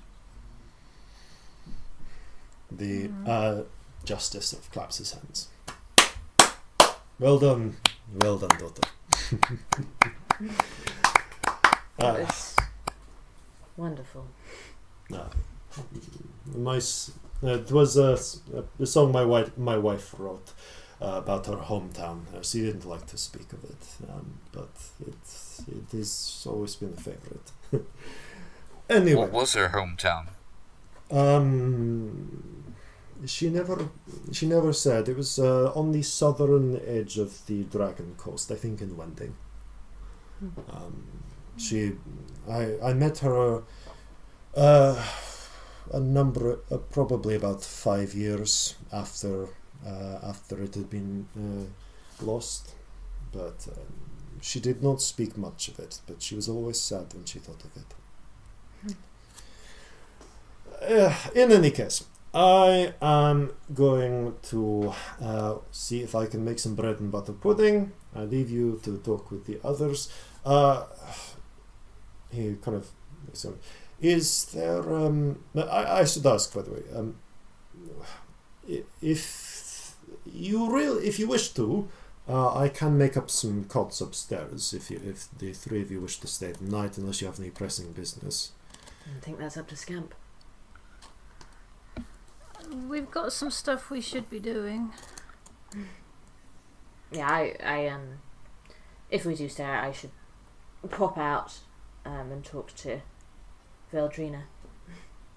Of course. Well, you are welcome to stay if you wish, or if you feel more comfortable in an inn, you're welcome to do that as well. But you may come anytime you wish. I ask only that you do not tell anyone about this place.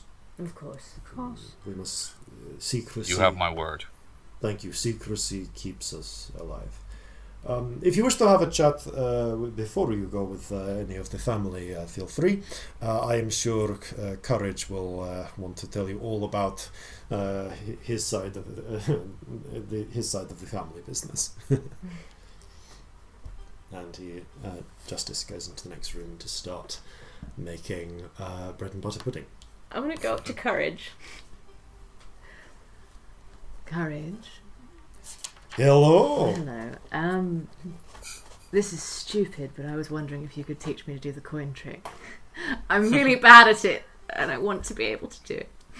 That could take a while. This is proper. It requires some work, but if you ever have a few weeks free, I'm sure I could train you how to do more than just the coin trick. But well, we could certainly start while you're in town. There is actually probably a couple of things you could help us with, if you're inclined. You can tell us and we can see if we're inclined. All right. Well, I mean, this is just if you want to help out the family and you don't mind what we do.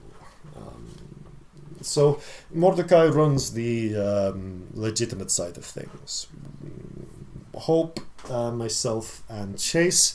She hates being called Chastity. I can understand. We have our own side of things. We do. Hope, she is the best. She's the most. She's, I will admit, more light-fingered than myself. She's able to pass as human, so she spends a lot of time in the marketplace, buying things and also stealing things. She is very good at the subtle side of the crimes we conduct. Chase is very good at hitting things. She is more of an intimidating factor. She is good at scaring people and breaking things if needed. There are certain businesses in this area that provide us with a degree of money in exchange for protection against other criminal elements. And unlike some protection rackets, we do actually follow up on that promise. I'd like to say we're not the only gang around these parts. A cut of everything we make does go to the sculptor because he's in charge, but we otherwise. Oh, you're in with the sculptor. If you want to run the business like this in any major town, there's always a boss. Have you met them? No. People don't meet the sculptor. I think for Papa has met them. Are you familiar with Veldrina by any chance? I think I know the name, but to be honest, so long as we pay our cut, the sculptor leaves us be, we leave him be. All is good. We mostly operate independently. No, I'm but trying to get in with a sculptor myself for various reasons.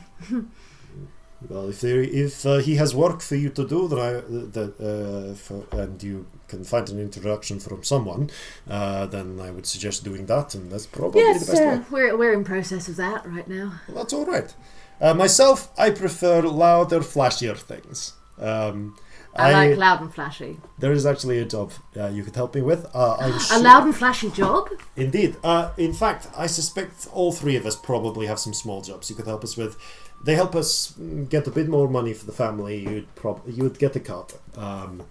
The sculptor will take 1/5 of everything, but of the 4/5 left, I imagine we'd be happy to cut that in half if there is anything you could help us do that we can't do on our own, and I can think of at least one thing on my end.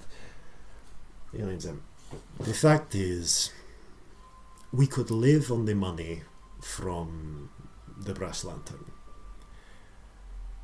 But Papa, he wants to send Wisdom to university one day. She's smart. And she could pass as human, and if we had the money to pay enough bribes, well, the way Father put it is, it costs 800 gold crowns to put someone through 7 years of university, enough to become a doctor or a mage. And I think she wants to become a mage. We will need 10 times. Can do magic. She is learning the basics of it. Yes, she reads a lot. She's always reading. I poke fun at her, but really, it's very impressive. Did you learn your magic, Scamp? You didn't, did you? You can do magic? It just happens. I don't understand it myself. Maybe Wisdom is the girl to talk to on that. Maybe you should have a chat with her. But no, Father says 800 to put someone through university. We will need 10 times that for all of the bribes. Ooh. Why bribes? Just to take a tiefling? Is that the issue? to cover up with the dean of admissions, with the university staff, and in case anybody spots her. She can pass as human, though. She could be one of the first of us to receive a true education, to get to do something important with her life, and that needs money. So the fastest way to make money, a lot of money quickly, is illegally, and Father will not let us take on with pirates. So I've got some money. You can have it if you want it. I don't really need it. I mean, I wouldn't say no, but if you're planning to,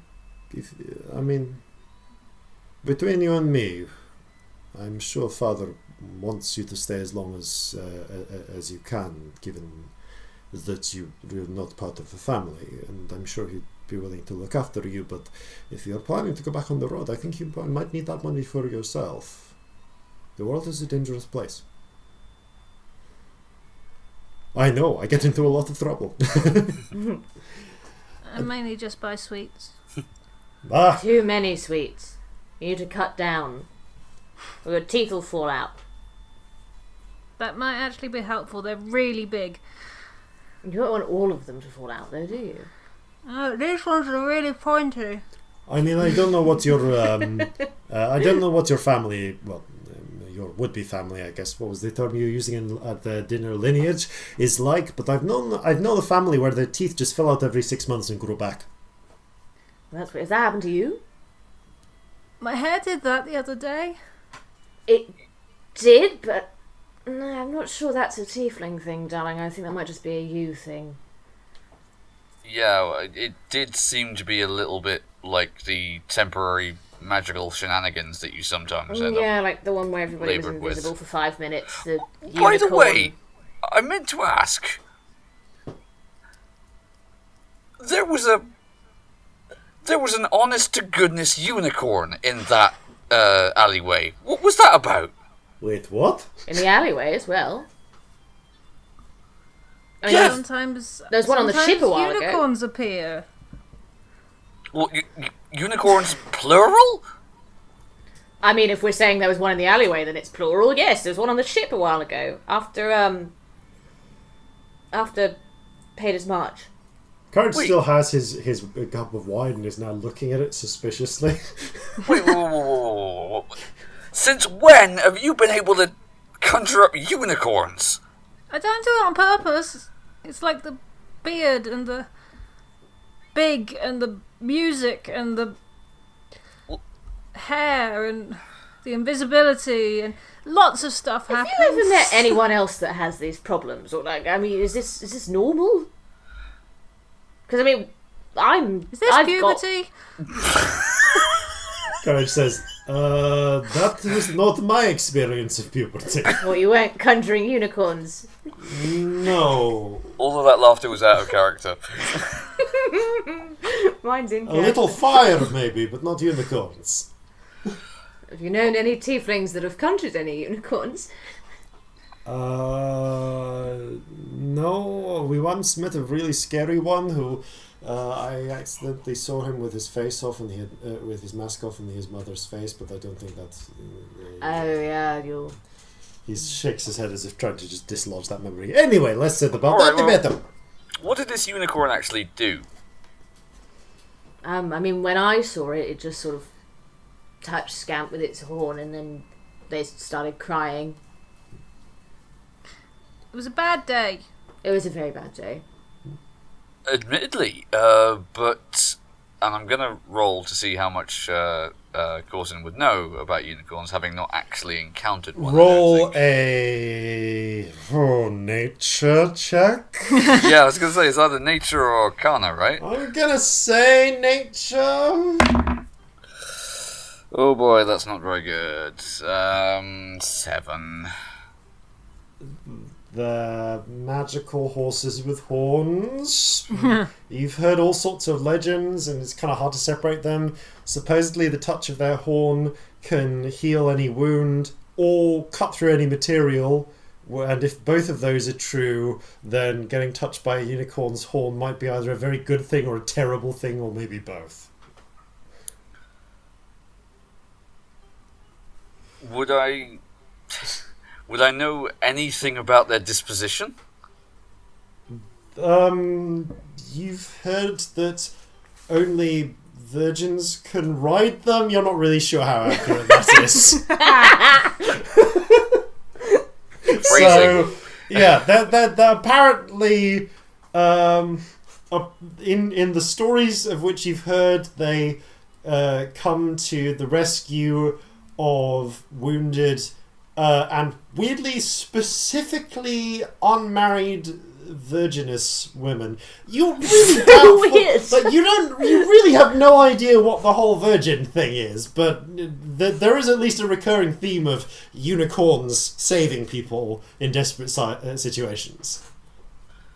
Well, from what little I know about it, it's generally not a bad thing. But, like, what? Well- Did it just bugger off? What? I mean, it just sort of poofed. Sort of That's the word I'd disappeared. use. I was going to say poofed.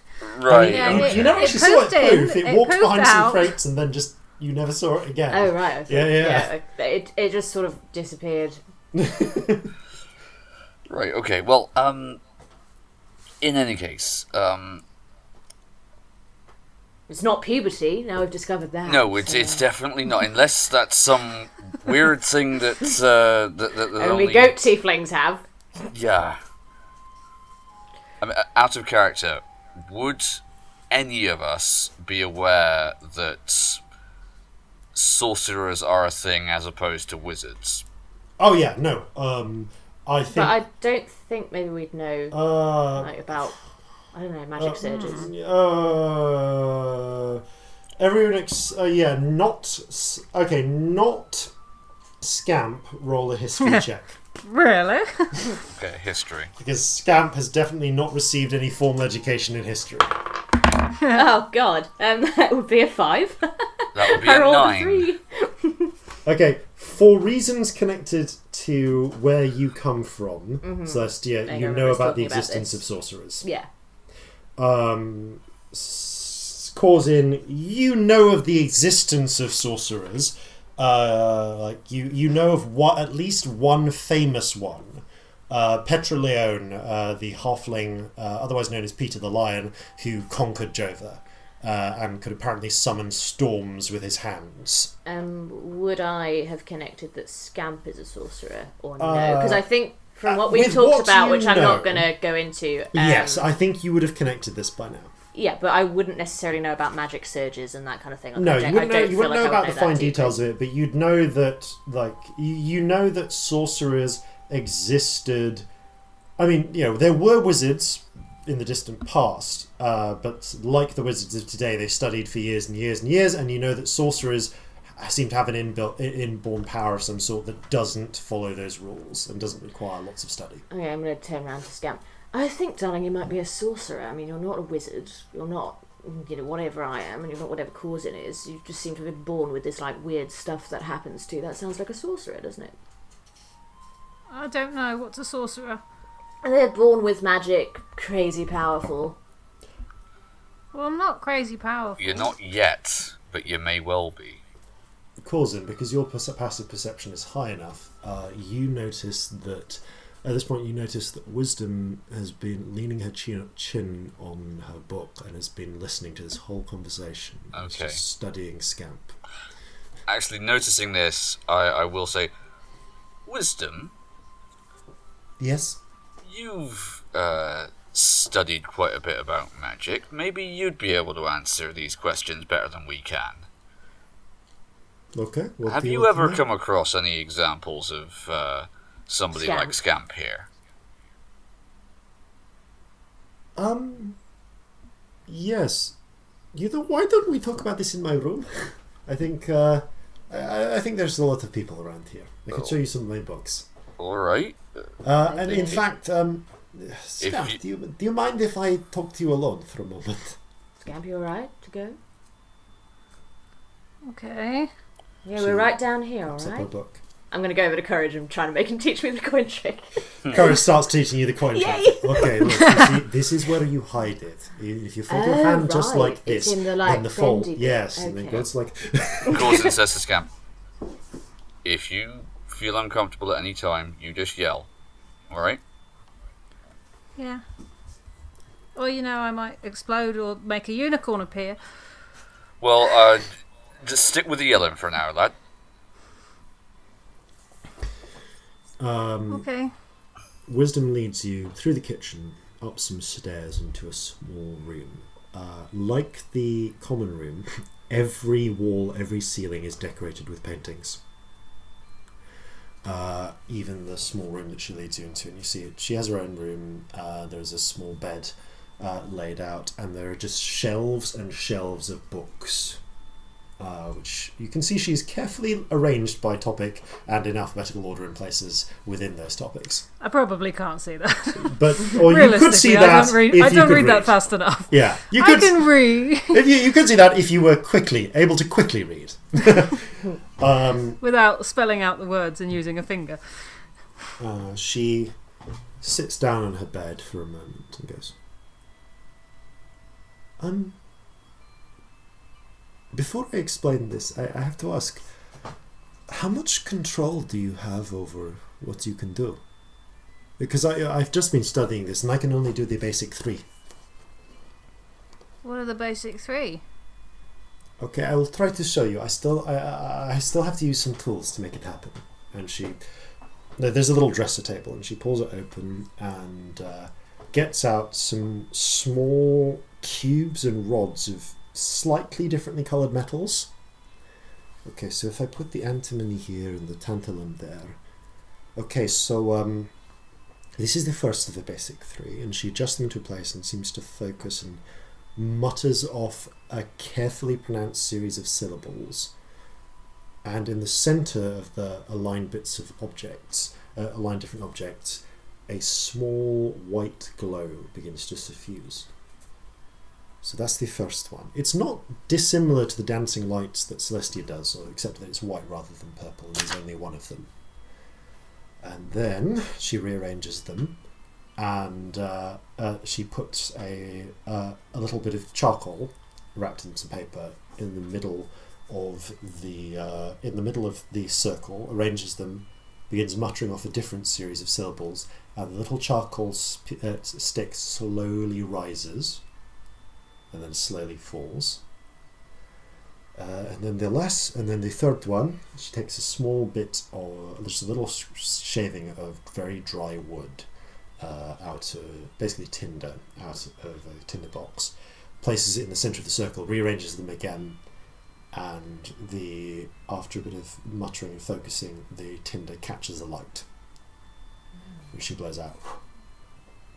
She pulls a very thick book from one of her shelves, which, if you were able to quickly read it, you would see an elementary guide to magic by Zorian Kaczynski written on it.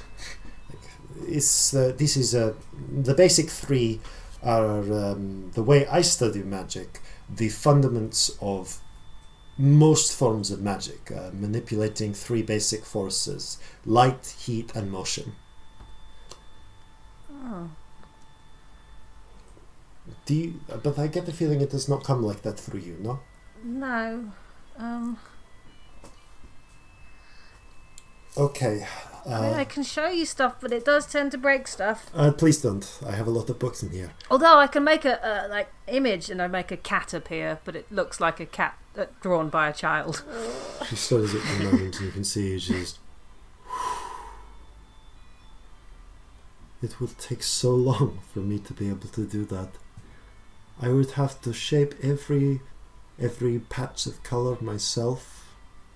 I'd have to make sure that it would be as if I had to draw it all, and that you can conjure it from your mind. I will confess I'm a little jealous. It's not all good. I mean, that I can do lots, but there's some stuff I can only do like a few times, and then I need a nap. And because of the flows of power you're drawing on, yes? Yes. What? All magic has to draw power from somewhere. Most of it, when mages cast power, a lot of it they draw from. We're not really sure. We call it the ether. We know that it has ebbs and flows, and we know that you when you train yourself to be able to, you can take a certain amount of it and hold it within you, and then you can shape that with lots of practice and careful work into spells. And some are really easy to do and don't really require any or very little, so you can do them all the time. Like throwing fire? If you can do that, yes. It sounds like it's a version of the ice. Heat basic 3 that's just been very specialised and codified. But what about zapping them? That's not heat. Is that heat? I don't know. I have not done a lot of the training. I think there are more forces than just the basic 3, but the basic 3 teach you how to shape in very specific ways, and that serves as an underpinning for a lot of it. But it seems that you do all of this instinctively. Yeah, and sometimes new stuff will happen, and it's not always good. Oh dear. Okay. But I can make people see things that they don't want to see and that hurt them in their heads. And I've heard of magic like this. Yes, I don't see how it can be good. I mean, it's useful, but you can't do anything good with it. Although this is pretty cool, and I cast Misty Step and just move across the room. She again seems just struck with wonder at this. That is pretty cool. I can't do it again though. That's I can't even imagine what I would need to do to be able to do that myself. I hope one day I can, but you know that Papa. I just needed it one day because there were sharks. That is very strange. It always happens when I need it. I am glad for you, but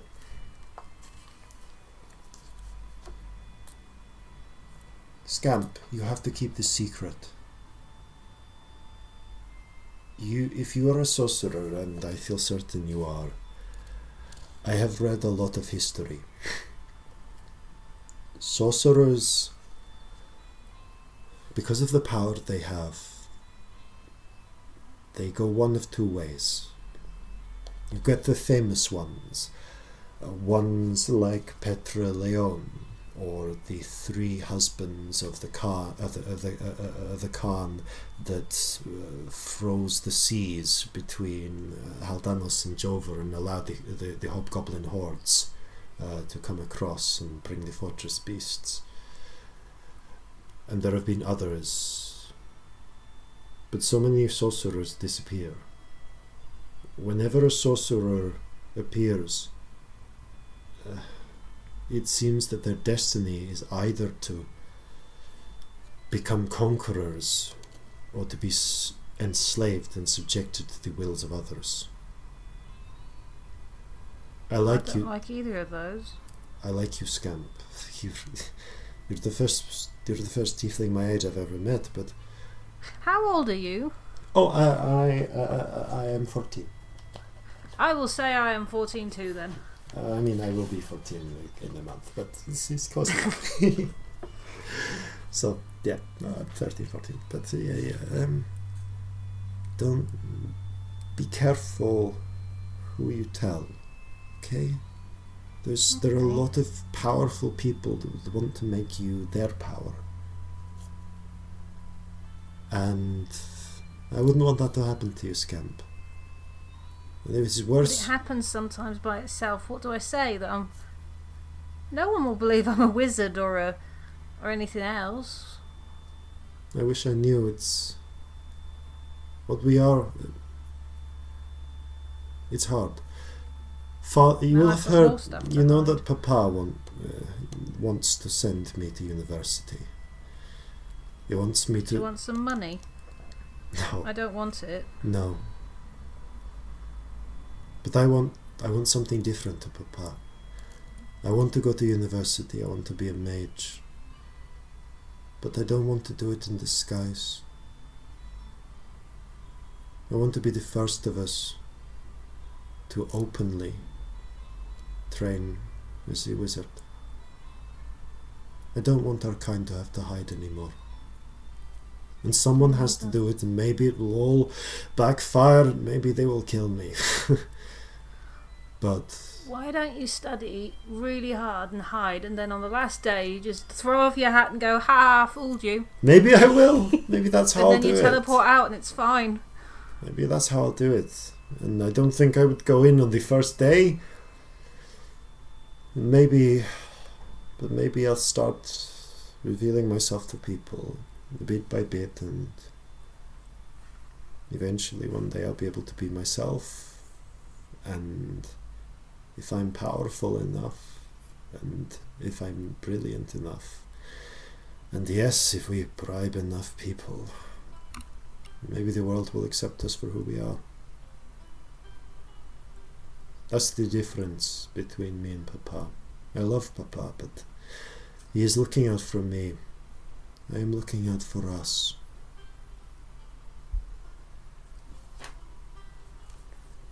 And I'm looking out for you, Scamp. Take care, okay? I will. I won't tell anyone else. Quite a few people know. She gives you a hug, just impulsively. It's quite a tight one. Eventually, I return it. There's that sort of awkward ah, and then okay, relax. She eventually lets go. Okay. Anyway, thanks for coming and talking to me. I might stay and read for a bit, practice my basic 3. You go be with your friends. You'll be a great wizard one day. Yes, I will. And hope. But I won't be a conqueror. I hope you won't be. She looks a little sad but smiles. And I hope you won't be a prisoner. I hope you'll be free in whatever you do. I hope one day we'll all be able to do it as us.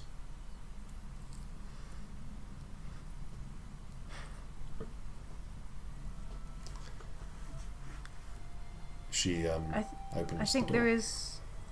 Oh, she's gone. No. Okay. She's moving to open the door. Stops as you say. Just, I think you should know. I think there is a tiefling wizard out there somewhere, but I don't think she's good. I heard. I'm So be quiet. careful. People don't realise I listen. So be careful. I will. Don't end up as a map. She shivers a little. You too. You too, Scamp. Bye. She opens the door, lets you out, and closes it after you. And I think that is where we'll take our break for the moment. We'll come back in a little while, and for you gentle listeners, we'll come back pretty much almost immediately after this, no doubt important message. I am but a wee gnome, living in the town of Jimothy. If you want to know what's here, you better keep fucking listening to this podcast. Also, we Jimothyers are big believers in liking, reviewing, rating and subscribing. So do some of that, or we won't let you in our feckin' town. And welcome back. Alright, with that in mind, let's continue where we left off. So, by the time Scamp is coming back down, Celestia, Courage has been attempting to correct the problems. With what level of effectiveness? Make a slight hand check. Okay, this never works. Oh god, 7. This might take a while. We'll work So on I'm this. trying, I just feel like I'm missing something. We'll work on this over a few days. Oh, okay, thank you. Meanwhile, Hope has been asking you, Corzin, about what you've been up to this evening. Do you mention anything about the Chul incident? I say, yeah, we heard that there was a potential threat to the well-being of this city, but in the form of a chul that had made its way into the storm drains. Now, I'm sure you can imagine, that was something that, if it came to the surface, could render a significant threat to a lot of people before it was dealt with. So, we, being community-minded people, went down there and solved the problem. Right. I have no idea what the Chul is, but it sounds like some sort of bad monster. Imagine a did you get large anything cool? crab with tentacles.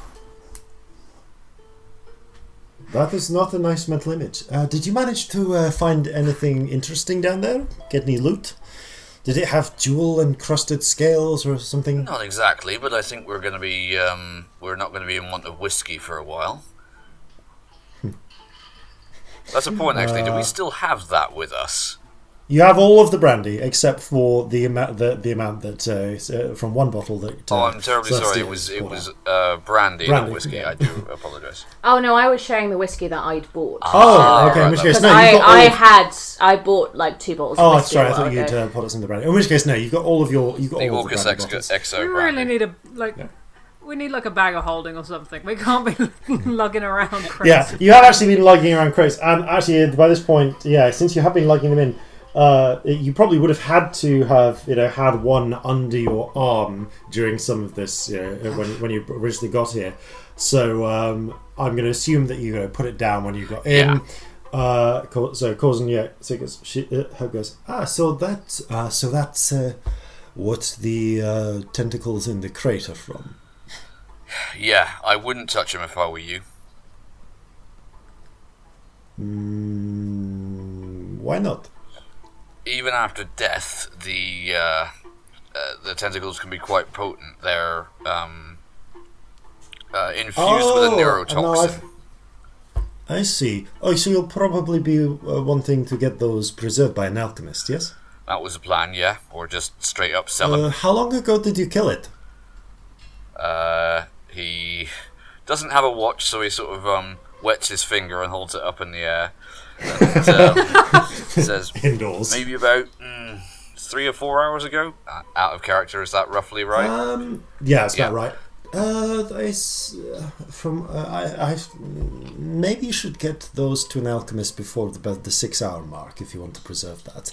I've heard about people doing this sort of thing before, and sometimes you've got a full day, sometimes you should probably do it within a few hours. I do know an alchemist who is willing to do this sort of thing, no questions asked. That was going to be my next question then. Who is this alchemist? You want to go to Buchanan's. That would be on.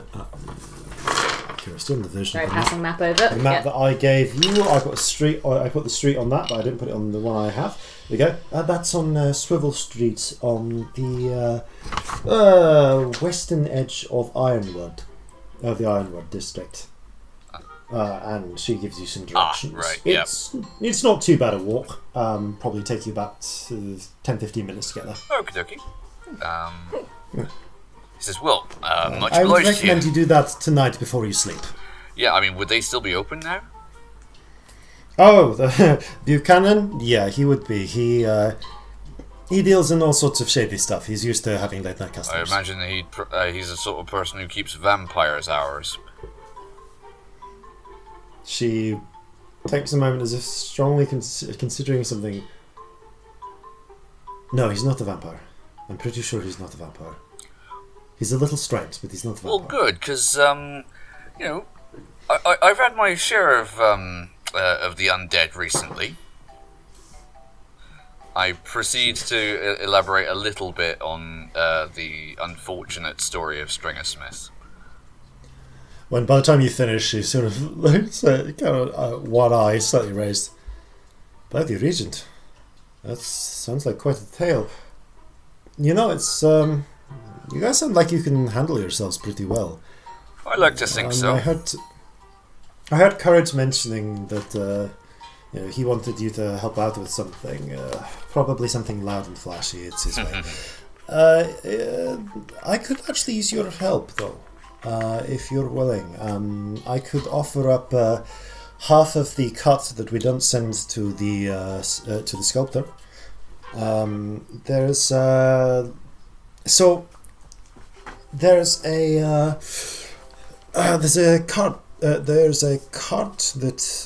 a few shipments that will be coming in tomorrow morning, late morning, so about 10 o'clock.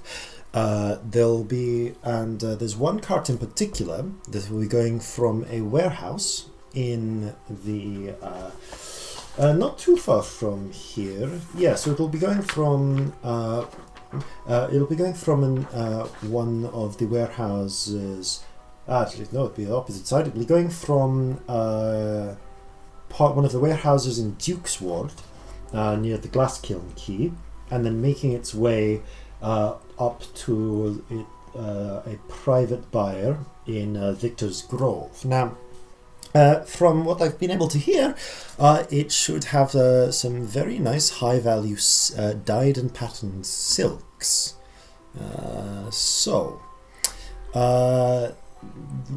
The house it's going to is very fancy and rather more well defended and too rich for our blood. But if you could cause a distraction and maybe help with it, we might be able to distract the guards and pick up the wagon, move it away while they're busy. I know a place we could drop it off and get a fair bit of forget silver. We might actually be able to get a little bit of gold out of this. It's not fabulously high paying, but it would help the family out, and we'd be happy to give you the It would be 40%. We take 40%. Sculptor takes 20. Corzin leans over the table and, with a conspiratorial grin, says, "So you're asking a halfling if he can upset an apple cart?" Pretty much. I think we've got ourselves a plan. Excellent. I'm sure I can talk the other two around to this. It's nothing massively outside their area of expertise. What actually is this this cart going to be escorted by? We've seen the cart before. It'll be 2 private guards. They have muskets, but those are just for scaring people. Even private guards aren't going to fire firearms in the middle of a crowded street. Really, the problem would be the truncheons, and they've been known to carry boot knives as well. If it was Courage doing it, he'd try and probably lay them out and make off with the wagon, and that's not the way I want to operate. Rather, I'd like to keep them busy enough that we can just take the wagon, move it off. So I'm expecting 2 guards and a wagon driver, and that should be about it. And with 4 of us, that's not too bad. I can take care of actually driving the cart. I'm good with horses. Right. So isolate the guards, throw the driver, essentially. Pretty much. Either convince him to look the other way, or lure him off, and she pulls out of her pocket a blackjack or a bunch of lead balls in a leather sack. He'll wake up with a headache, but it's one way. I prefer not to do that, but it's okay. She shivers a little. Nobody's coming out this with more than a couple of bruises and some damaged pride. Exactly. That's not the way we like to do things in the family. We don't. I can respect Papa, that. Except for that one time, very much frowns on killing. I can understand why he made that exception. Yeah. Still, that's all in the past. That should be that. So yes, if you meet me in the Castle Square Market in front of the castle at call it 9:30 tomorrow, when the half bell rings, you'll find me doing a bit of business there. But once I spot you, I'll move over to one of the stalls and make myself more visible. Right, you are. And we'll set things up from there. If you guys can handle yourself though in the fight, Chase should have something that she could help. That she might want your help with. Obviously, you don't have to help us with any of this, but it's something helpful. It's probably wouldn't be right tomorrow, maybe in a few days, but. Well, I'm always up for making a little extra coin if needs be. I'm sure she'd pretty much be on the same arrangement. You have a word with her if you're interested. Meantime, Courage has been. Courage goes. Okay, I think that's it. That's about all of this. I we think can work maybe on we can't explain the coin trick in any other ways this evening. I think we've hit the threshold for that. Maybe we try again tomorrow. Anyway, I said before there's something I could use your help with. Yes, something big and flashy, didn't you say? Yeah, so, there's not exactly a time limit on this, but I'm looking to do it in a couple... Actually, wait, no, is there a time limit on this one? Actually, no, there is a time limit on this one. Actually, wait, no, I was thinking of something else. That's a while off. There is actually something which is on a bit of a time limit. It's 4 days from now.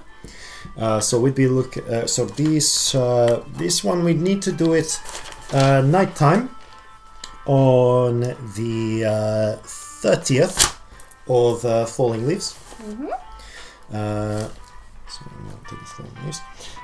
So yes.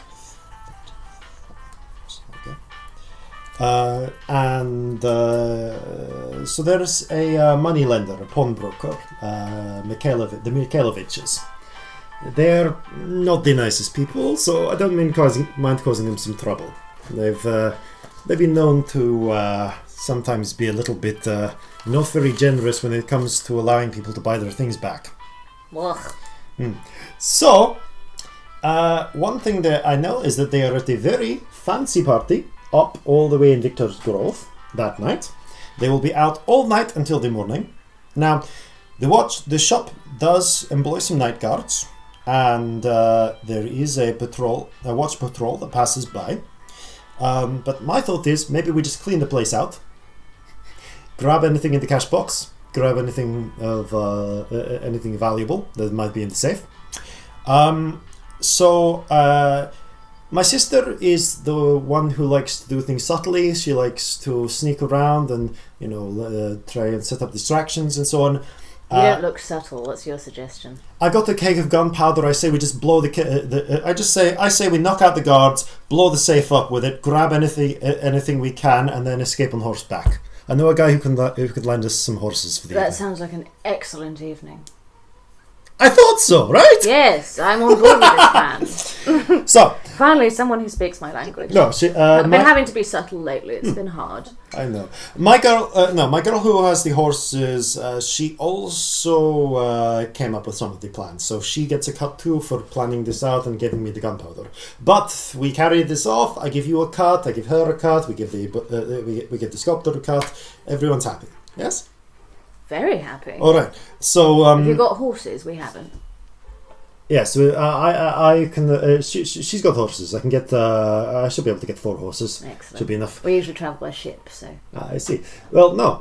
So this is a straight up. This is more of a straight up fight sort of situation. We want to get in, knock out the guards as quick as we can. No killing. Papa doesn't like the killing. Blow the safe. Grab everything we can, and try and ride off before the watch show up. Because the moment we blow the safe, if they haven't already been called by the guards, the watcher's going to come running. I mean, they're going to hear that, let's be honest. Let's do it. I'm up for this. Excellent. Okay, so if you want to help me do this, I have to convince the other two, but... well, if you can ditch the other two, Mikhailovich is in the western edge of the Weaver's Ward, north of Spinner's End. So my thought is, you meet me in Steel Square around sundown on the 30th. I'll have everything. I'll have stuff set up, and what was the name of the square, sorry? Steel Square. It's in the Iron Ward. It's where all the ironmongers are. Mm-hmm. You meet me there. And we'll go cause some trouble. Yeah? I do like causing trouble. I thought you might. Alright, so that's pretty much everything I have to say on that. Well, I'll let you know what we decide. I'm into it, but see if the other two are. Thank you very much. It's probably about this, but by this time, if not slightly beforehand, Scamp, you will have returned down from your own private conversation with Wisdom.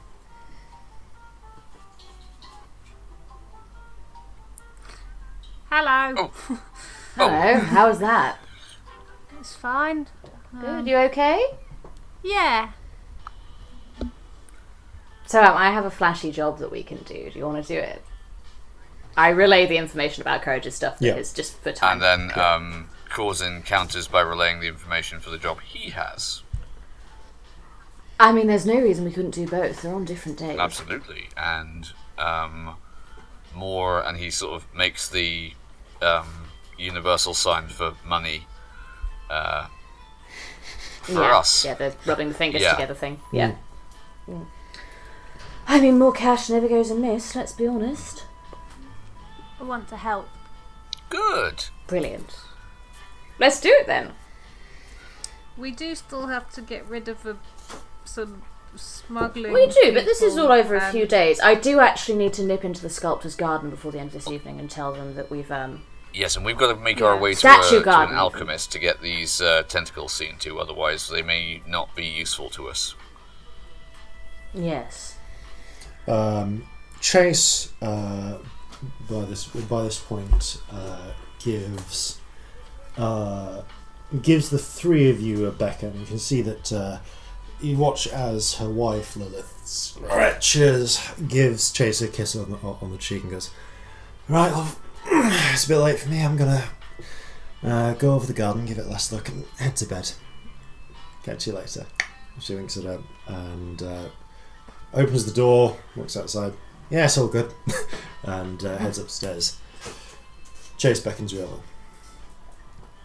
"The three of you. I noticed my younger siblings have been talking to you. I'm sure they have their own plans. Mm-hmm. I also overheard what you were telling Hope about the business with the ghoul. Sounds like you can handle yourselves." Like I said, I like to think so. Well, I think we can handle ourselves pretty well. would you be interested in helping me sort out some problems as well? We've had we look after a number of local businesses around here. They pay us for our protection. Bad news is someone, and I'm pretty sure I know who, recently robbed one of the ironmongers on the in the area of some of their stock. So we need to set things straight. There's no time limit on this. Obviously, we want to do this before you all leave town, because I could use the extra hands. But we need to send a message. We need to recover the stolen iron. That needs to go back to the ironmonger, put things in order.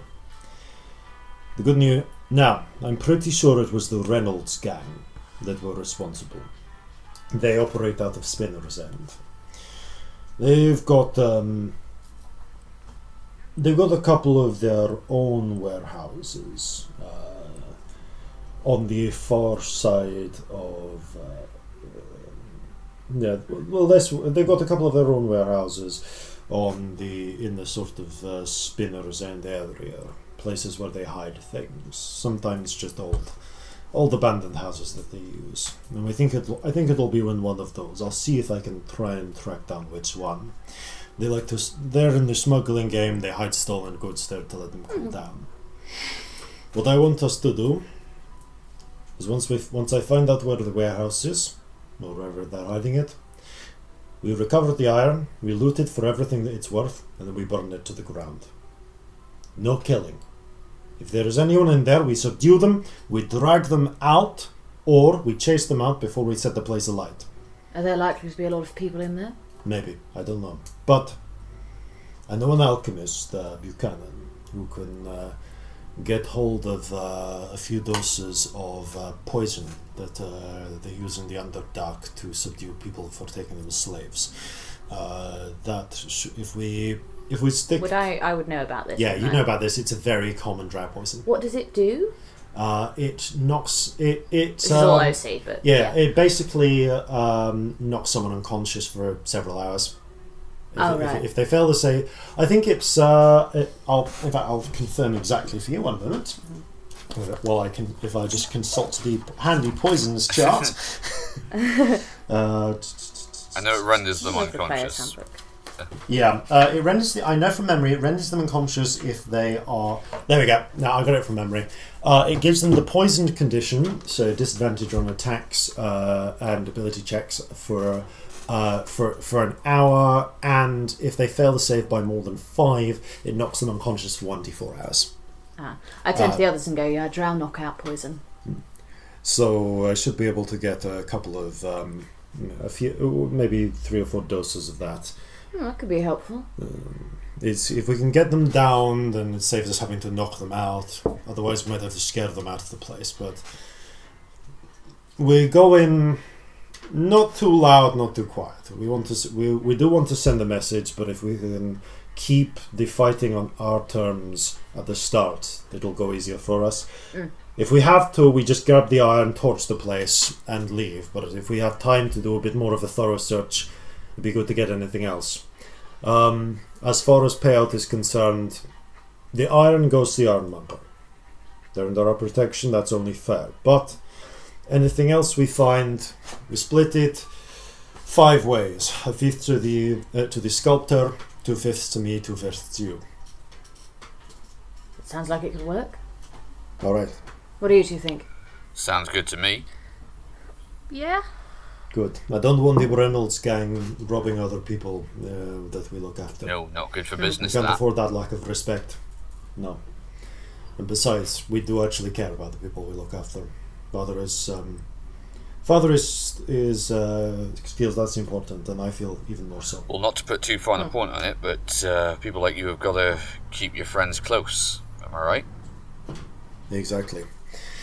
Anyway, I will do some looking. Probably it'll take me a couple of nights to try and figure out exactly which warehouse. I can't move around too freely in the day. But once you are free of the night and you're ready, come see me during the daytime. I'm here most of the day. Can't walk about too much outside during the daytime without my cloak, and even then it's a risk. And yes, then we will go and send a message. I mean, we're here for the next week, so we should have time. There should be plenty. Alright then. Fantastic. Thank you for Right, I your guess, trust.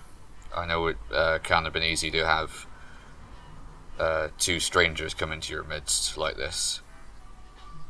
It's not, but for what it's worth, you seem like good people. As do you. Thank you Thank for you. being welcoming. Especially to Scamp. Of course. We tieflings stick together. I guess we leave. Okay? Yeah. Where do you guys want to head? I think to the alchemists is going to be the first port Okay. of call, because I mean, that's the one with the time limit, Yeah. so we probably should. Okay, so you head out. It doesn't take too much. Heading out back out onto the main street, in between Olympia's Nest and the Warrens. You head. You make your way through. You actually pass the second of the 3 walls of the city. There's the sort of middle wall, and you can see the architecture above. An interesting thing, the walls have frequent dome, sort of cupolas on them, domed positions. what exactly a which cupola? are- Sorry. Yeah, I had a moment. Sorry, too. yeah. So you know when you see on the tops of some old churches and so on, you'll see like a little sort of bell tower with a dome on the top. Yeah. And then a big bell yeah, inside. yeah. The structure around the bell is a cupola. Oh, cool. Yeah, because it looks like a cup. Like when they have like an exposed bell. sort Yeah, of yeah, thing. Yeah, that makes yeah. sense. So there are slightly more fortified cupolas at periodic intervals along the well. I never along knew the there was a walls. word for that. Okay. I Yes, didn't either. I've learned yes, something there is. today. That's exciting. In fact, I'll allow anyone to make a history check at this point. All right. I mean, Natural I 20. don't think it makes sense. Okay, Corzin. Is it Oh, it's a 17 from me, okay? actually. You basically know the same information with Corzin. You're knowing this in a little bit more detail.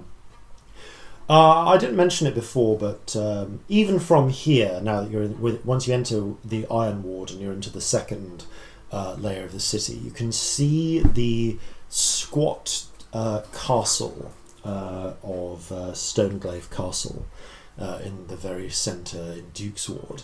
And like most castles in Jova, especially those on the Dragon Coast, the top of the castle is a thick, reinforced dome of stone. Now, castles in our world, on Earth, in our history, tend to have very strong walls, but classically wooden roofs, because there are major architectural challenges in creating stone roofs that don't collapse under their own weight in a castle, whereas strong walls are absolutely essential to defending against all manner of things: men, archers, siege artillery.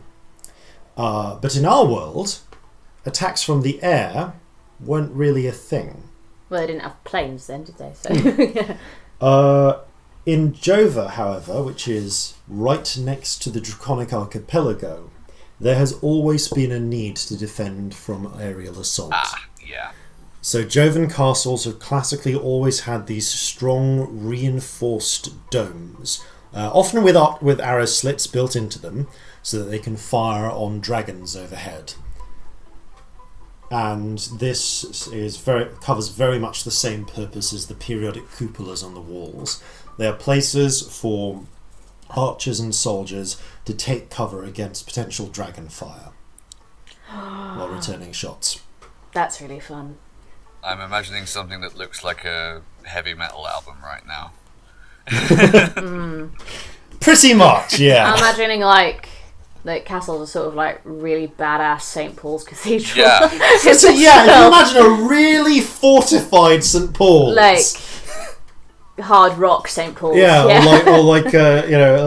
or like like a really sans the four minarets. There's just a really overly engineered Hagia Sophia. Really cool. Then you're in you're thinking in the right sort of way with a bailey and outer walls as well. I like that. That's fun. See. So that brief interlude about castle design aside, you make your way down through the edge of Ironwood and into a narrow back street where you can see there is a small sign next to a door. The sign doesn't actually have a nice big picture next to it, unlike a lot of alchemists or other shops you've seen. This one seems to be taking the philosophy of if you need to find it, you should already know it's here.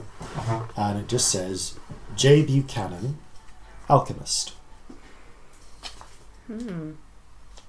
Okay. Any signs of life? The windows are actually the windows appear to have been very faintly whitewashed, so they let in a little bit of light, but not that much. I'm gonna knock on the door. The door opens a little, and you can see there an eye peering out at you. Yes. Hello. Hello. Celestia Stardust. Nice to meet you. We're looking for an alchemist. Yes. Jimothy Buchanan. Nice to meet you. Come in. He opens the door and leads you into a small, cramped shop with shelves full of small vials and various bric-a-brac, and a little shop counter which he purchased behind. You can see this is a tall man in a long black sort of cloak and tunic and trousers. He is bald, but he has a huge walrus moustache, human as well. Hashtag not all Jimothys. He cranes. He puts his fingers together in their sort of classic scholar's cradle as you enter. So, how can I help you? This guy is obviously played by Vincent Price. Yeah. I mean, is he doing... I've got to say, guys, you can't see Jason's face right now, and he's, like, not blinking. Oh, yeah, no. I want to ask if he blinks. No, during this your entire interaction with Jimothy Buchanan, he'd never blinked. I can hear him not blinking. Is that weird? No, I get it. I really do. I feel like Celestia's just sort of locked in eye contact with him and, like, can't break it. That's what's happening right now. Yeah, my friend has something he'd like you to look at. I see. I do sell a number of ointments against those sorts of rashes. No, you misunderstand this. This is... It's some tentacles, actually. He looks at the tentacles. Ah, I see. May I ask what you got these from? A chul. Oh, exciting. I assume you'll be wanting me to preserve its fluids. Yes, please. If that would be within your ability to do, yes. Of course. I will do it for half. Half of what? Half of the tentacles. I will take these 6 and I will return with 3 doses. Okay. Good. Seems like a reasonable Give me payment, the I suppose. crate. He reaches down with long, spidery fingers and takes the crate and moves into the next room behind a beaded curtain. Of course it's a fucking beaded curtain. The beads are all black, brown and purple, by the way. I turn to the other two and I go, "Did you see him blink?" Nope. I didn't see him I don't blink. think he can.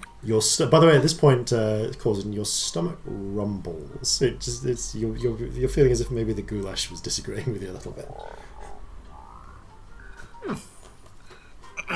Excuse me. It's a bit loud, Corzin. You okay? Yeah, I think I must have had too much goulash. Fair enough. I mean, not that it wasn't tasty, but did any of you even manage to vaguely identify what was in that? I try not to identify what I'm eating. I didn't really sometimes. think about it. I just sort of Make a ate it. wisdom check. Me? Who? Anyone. Okay. Yeah, go on then. Yeah, why not? I haven't rolled a dice yet. It's not fucking Where's my new halfling one? meat, is it? Jesus Christ. Ooh. 12. Oh, I'm not that wise. I Also 12. don't know. Higher than that. Where's my sheet? I've lost my page. Oh. My wisdom. Oh, is 0, so that's 15. Scamp, you, despite yourself, you can identify it, and it's relatively pleasing. You're pretty sure it was goose. I think it was rat.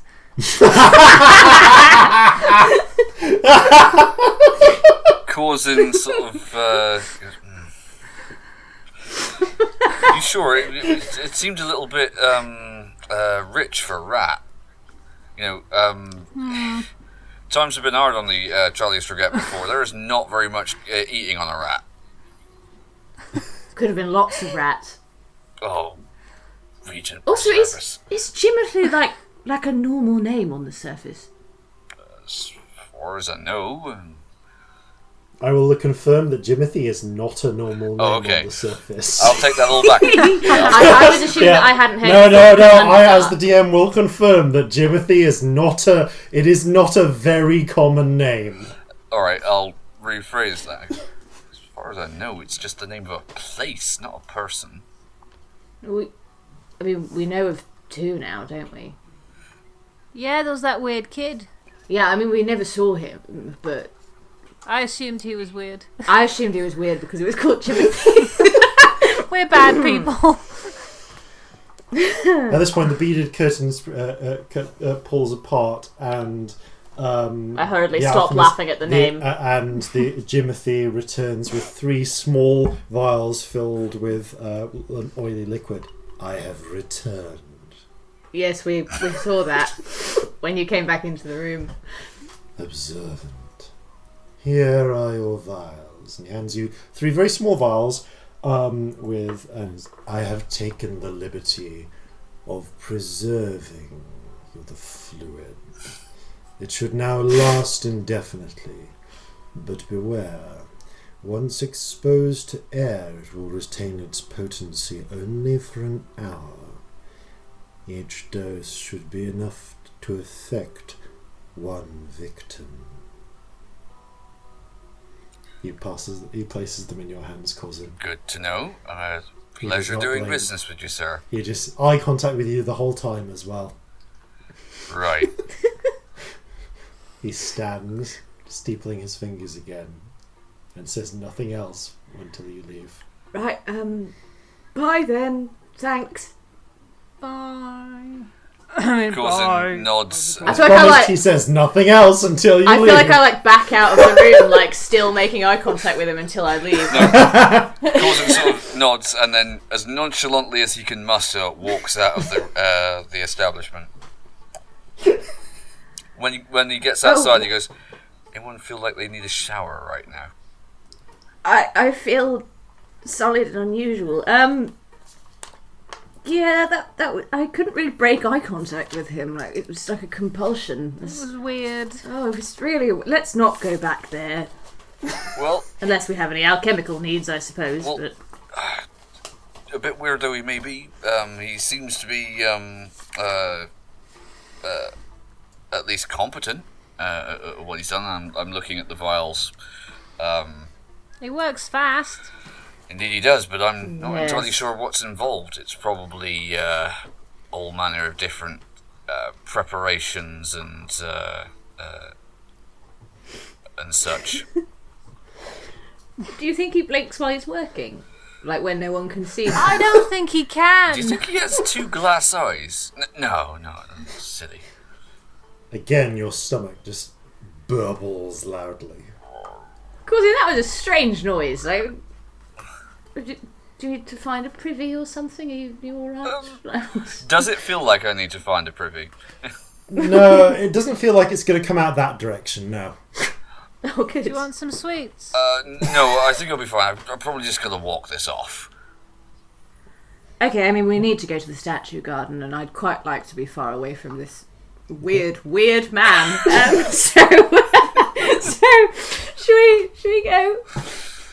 Okay. It is later. It's now getting. It's later. It's much later at night, and apart from the occasional oil lamps on posts, providing light to this in the streets and guiding you on your way, the only light is from the thin sort of starlight that comes through the clouds and the reflected light of the city, what little there is up on the clouds as well. You can still see just well enough to navigate Corzin, and the other 2 of you, obviously your dark vision helps.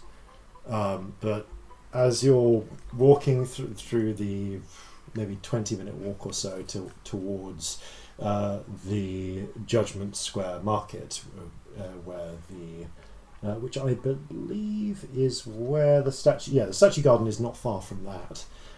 You make your way back through the second wall, out of the Iron Ward, past the Warrens and in towards the new Glazers Ward. And cutting along the Iron Ward, the sort of out wall, the second set of walls, the sense of rumbling and discomfort grows, and the gorge rises in your throat, Corzin, and you're about halfway through when you can't help it. You just have to throw up. Okay, I find the nearest gutter or waterway.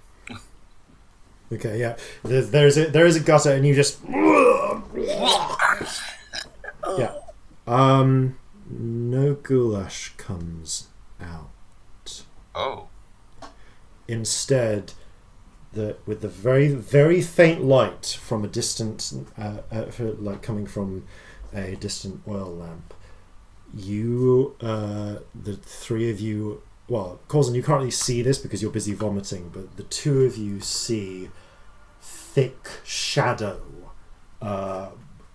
should begin to surge out of Corzin's mouth until after about 15 seconds of this, there's just a pool of shadow on the ground which splits up into 5 replicas of Corzin's shadow, each all sort of partly sort of insubstantial in place, partly reflected against the wall.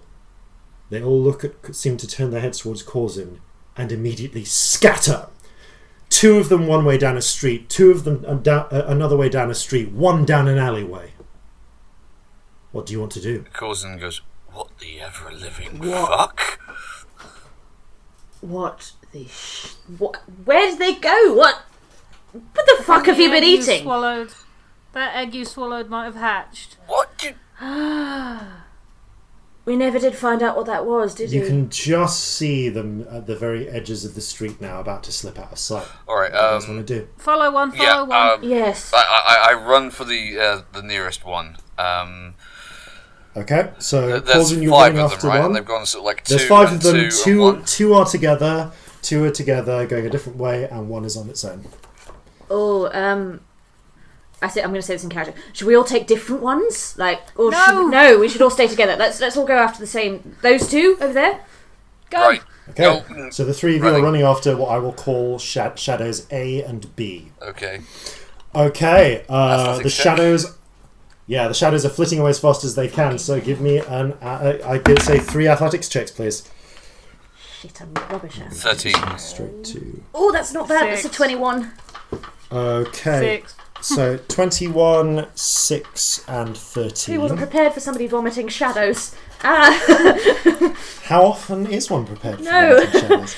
Okay, so these guys, they are in shadow, so they have an advantage. Okay, 1, 2. Okay, so A, B. Okay, so the first of the two shadows seems to be faster than the other, and it just seems to to hurl itself forward with extra speed. It gains a significant lead on the rest of you. However, Scamp, while you're falling behind a bit, Corzin, you are able to get within. You're able to almost catch up to the second of the shadows. I'm going to call it Shadow B. Celestia, you're just about able to keep pace. Corzin, you're close enough to Shadow B that you could try and attack it with a melee weapon if you wanted. Shadow A is I'm going to say 90 feet away from you. It's just out of short range for the carbine. Okay, I am going to attempt but to... still within pistol range. I'm going to attempt to slice at this thing's leg, and while I'm running, do I have any godly idea what this could possibly be? Make an Arcana check. 17. Yes, you've once heard of these. You're pretty sure these are not. It's the name is pretty much what you expect. They are shadows. They are undead creatures that, as far as you know, are souls without bodies that you know that they are able to slip into other shadows to hide, and you can see that the distant one is probably about to do that. You know that they are almost they're not impossible to hurt, but that because of their shadowy and substantial nature, they're difficult to kill or stop, and that they can hide. That they can, and you know that they don't do well in sunlight. You know that sunlight harms them in some way, but you've heard tales that they can reach into your heart and stop it. Ugh. Can I do a check to see how much of this I know, because I might? Yeah, do a quick Arcana check. It's all happening in a moment. So, yeah, just so that I'm. No, I don't. I got 4. So that's okay. In this improvised initiative order, Corzin is going first, then Celestia, then Scamp because of how you did speed in terms checks. of Yeah, that makes speed. sense. So Corzin, yes, you're attacking. What weapon are you attacking? Scimitars. Scimitar. Your 2 normal scimitars? Yes, because there's the other one that isn't quite as good, is there? Okay, so one of them. So you're using one of your normal scimitars and I think it was I think it's death, because dishonor is the name of the blunderbuss. Yeah. Okay. Make an attack roll. Make an attack roll for death first, please, and then for the normal scimitar. Okay. Death before dishonor. Right, so although as Reeve said, dishonor before death. Yeah, that first one is a 19. Okay. And second one is a 20. Dirty 20. Okay, both hit. I need you to roll damage separately for the 2 weapons. Right. So tell me death's damage first. Okay. Before you tell me the damage of the normal scimitar. That'd be a 9. Okay. And then the second one is another 9. Okay. As I'm going to say, the first scimitar, like the normal scimitar, strikes into the shadow first. And though you feel something resist it, as if you're cutting through something, it seems to have very little immediate effect on it. The shadow becomes a little hazy, but otherwise, this is clearly resistant in some way to the damage you're doing it. But as you cut with death, moonlight from nowhere glints off the cutlass's blade, and this one cuts straight through the shadow, leaving an obvious hole in it. Right, yeah. The shadow continues to limp on, but it's obviously now very wounded. Ghost touch. Not exactly wounded, but damaged, yeah. It seems that, that, as I said, both death and dishonor are touched by ghost. Are ghost touched. Okay, so yep. So you've done a total of 13 points of damage to Shadow B. Okay, so Celestia. Are the two shadows within 20 feet of each other? No, one shadow. The one shadow is right next to Corzin. The other one is 90 feet away. 90 feet away. 90 feet ahead of us. I'm going to say you've just caught up to Corzin at this point, so 90 feet ahead of you. Okay, cool. Yeah. So, God. Really hard to know what to do with shadows. Fucking hell. I think I'm going to take a slice at it with my rapier, you know? Yeah. What did you get on your Arcana check, by the way? 7. Okay, then you don't really know what this is. Oh, no, it was less, actually. It was 4, sorry. Yeah, you don't know what this is, but you have just observed the difference between normal weapon and death. Yeah, maybe not. Fuck. It's one spell that I can only do once, so I don't know if there's any point. Would I be able to work out if it, has a brain? Not with that Arcana check. You have to just guess. Okay. God, I have nothing good that I can do. I don't even know if psychic damage would work. Maybe not, because it's undead.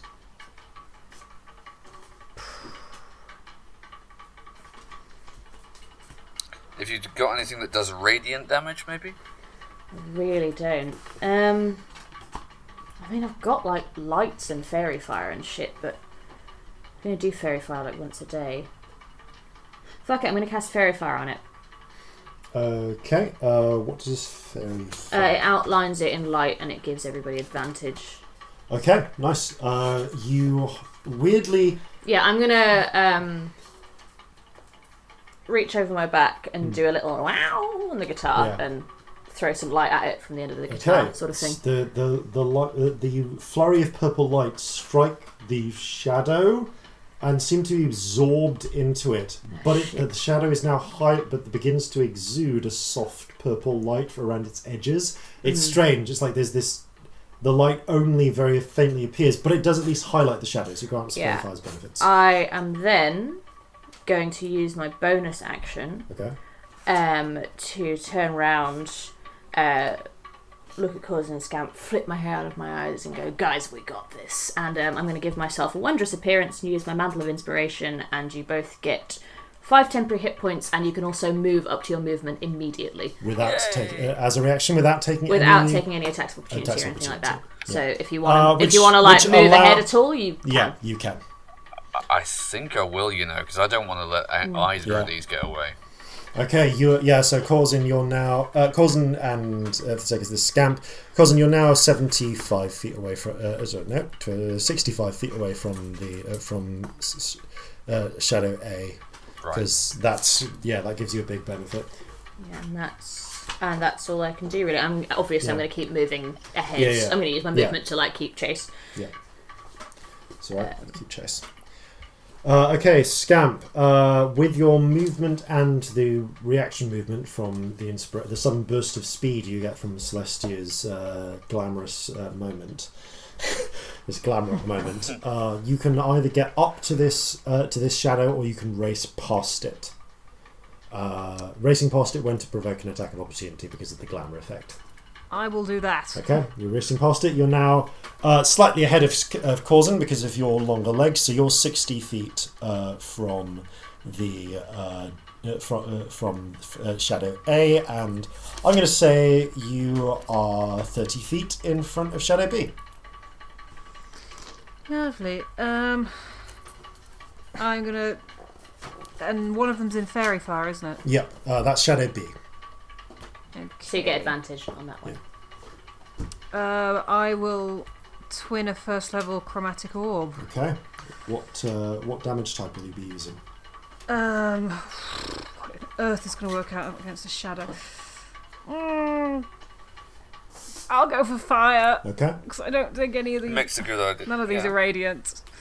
But yeah. Fire makes logical sense. Yeah. And I'm going to Tides of Chaos, the one that isn't fairy fired. Okay, so we're going to advantage on that. Tides is now. So for the fairy fire, that those are both nice. That's 20 something, 24. Okay, that hits. Yes. Is that And the Tides of Chaos one, I can't read that. 17. both hit? Roll damage for them separately, please. Do me fairy fire first. Fairy fire is 3d8. So it is 13. Okay. The fire, the ball of flame strikes into the shadow, and barely cohesive enough as it is after a strike from death, the flames seem to just consume it, scattering it into 1,000 tiny motes of shadow, which then evaporate away along with the purple haze. And then against A. That is 14. Okay. So this one, you see the fireball strike out, and it just vanishes into the shadow. The shadow does become a little bit more hazy and a bit more insubstantial and less defined. But again, this is not as effective as it should have been. Okay, it's Shadow A's turn. Shadow B has been destroyed. Shadow A is immediately, as it passes beyond the torchlight. It is the lamplight. It is just going to try and blend into the deeper shadows beyond. So, and it's just seems to vanish into them. Because you guys are in pursuit of it, I'm going to ask you all to make a perception check. Okay. So perceptive. Fucking shit. 11. Wank. 8. 1. Actually, can I just take my passive perception on that? No, but in any case, Yeah. it wouldn't have helped. No, it's you. By the time you race over there, it's gone. Even like just slashing randomly with death, nothing seems to happen. The shadow has merged into other deeper shadows by now and seems to have just flowed away from you. Region, damn it. 4 shadows have escaped. Fuck. What the fuck was that? I don't know. A shadow, obviously, but not your normal You kind. vomited 5 shadows! What are they? Do you know? I don't know. They're a form of undead. Have you ever known anyone throw them up before? Wait. Oh, gods. What? Earlier, when we were searching for the jewel, I could Yes. sense the presence of undead. Yeah, that would have been it. Oh. But you can do that still. Yes, Oh, it doesn't tell you where, though, does it? Just that they're there. they're within a mile. I mean, Which we we know know they are. they can't have run a mile, surely. They could move pretty quickly. Do you feel like you're done? Like, any more vomulous feelings happening? Like, are you going to throw up more shadows? Or is this a thing that just happens now? I'm going to say make a wisdom check. Okay. 18. This seems to, your stomach has, apart from the unsettling of what's just happened, it seems to have settled. You get the feeling that the egg has, now that it's hatched, has nothing else to offer. Oh. Oh, that's really, really disgusting. They've been growing inside you. How do you think I feel about it? Oh, and he does kind of just dry heave a couple more times out of the sheer violation of it. At least it wasn't the goulash. Wasn't the goose. Out of character, how long is it since we saw Olga? It has now, it's the night of the 30th, not the 30th, it's the night of the 26th. You last saw Olga on the 14th, I believe. So It's been 12 days. Yeah, so that was the day of the Celestia like counts on her fingers from it. They've been in you for 12 days. Did you not feel anything? Not that I noticed, but to be perfectly Holy honest, we've shit. had a number of other things go on over the past 12 days. Very true, but fucking hell. Can they hear? Like, do you know? Do they have brains? As Could far they as hear you're what's aware, going Corzin, on? yes. Yeah, What well, I about, don't know like, how well they could hear from where they were, but But do you think they know what you've been doing? Where you've been? Oh, fuck shit. I don't see how. They can see, but they wouldn't be able to see very much. Oh, God. Could they hear? Again, yes, probably, but... But I We mean, have to warn this is really everyone. this is really gross. But like, were they like babies? Like, just, like until they came out? Like, did you like give birth to them? As Like, far as I were understand, they like they're conscious? They're like souls, but with no body. But what if they go after people that they heard you with? What if they... Shit, the We Grimanis. should warn everyone. We have to warn them just in case. We do. And I'm going to take off running. Which way do you take a running? Back towards the Grimanis. Okay. Okay, yeah. Well, I mean, I'm going to follow follow them. Okay, you hot-foot it back, making it with running as far as you can in the open streets, and then slowing down. I can move twice as fast in cities. Yeah, and you take all the shortcuts. You get back there in about 6-7 minutes, record time. I imagine we follow a couple of minutes afterwards. You also, at the very last approach, you could have slowed down while you're making your way through the side alleyway, so as not to alert any onlookers as to the actual exact location of the warehouse. But yeah, you make your way back, and you can see Mordecai is now back outside reading a book in the under the little gazebo, and looks up as you enter. Oh. Hello, I didn't expect to see you back, or what's wrong? Coulson vomited some shadows and we're worried they're going to try and kill everyone. Yeah, we killed one, but there's 4 left. Okay. As crazy as that sounds, yeah, that's true. They're some form of undead, and they've obviously been... And you can see he feels utterly kind of reviled at the thought. They've been inside me, and we don't know how much they will have known. Yeah, he ate a really bad egg. Somehow, Okay, I don't think it was, strictly speaking, an egg, but that's not important right now. What's important right now is we've got to track these things down and get rid of them as fast as possible. How? They're shadows. It's dark. We killed one. We can kill the rest of them. It's just finding them. They went in, 3 other directions. True. All right. Let's think about this in stages. Now, the first thing they're going to want to do is get away from us, because we are a threat to them. They can hide in any shadow that is cast. In the entire city. Yeah. But if they are, as we think they are, going to go after people potentially who we know or have had contact with, then it's either going to be here that they're going to come, Or the ship. or the ship. Now the ship, Or I suppose the sculptors. The statue garden. But I don't know whether they go there. to be honest, I think the ship's more likely. We've spent a lot more time there, and We should take a trip to the ship. agreed. Although there's going to be enough crew there on it that hopefully that they're not going to be entirely unprepared, but But I feel like they should know. They should be on guard. you guys got to be on your guard. I'm sorry to drag you into this, but you must believe me, I had no idea. We're worried that they might have been able to hear while they were Right. Okay. I'll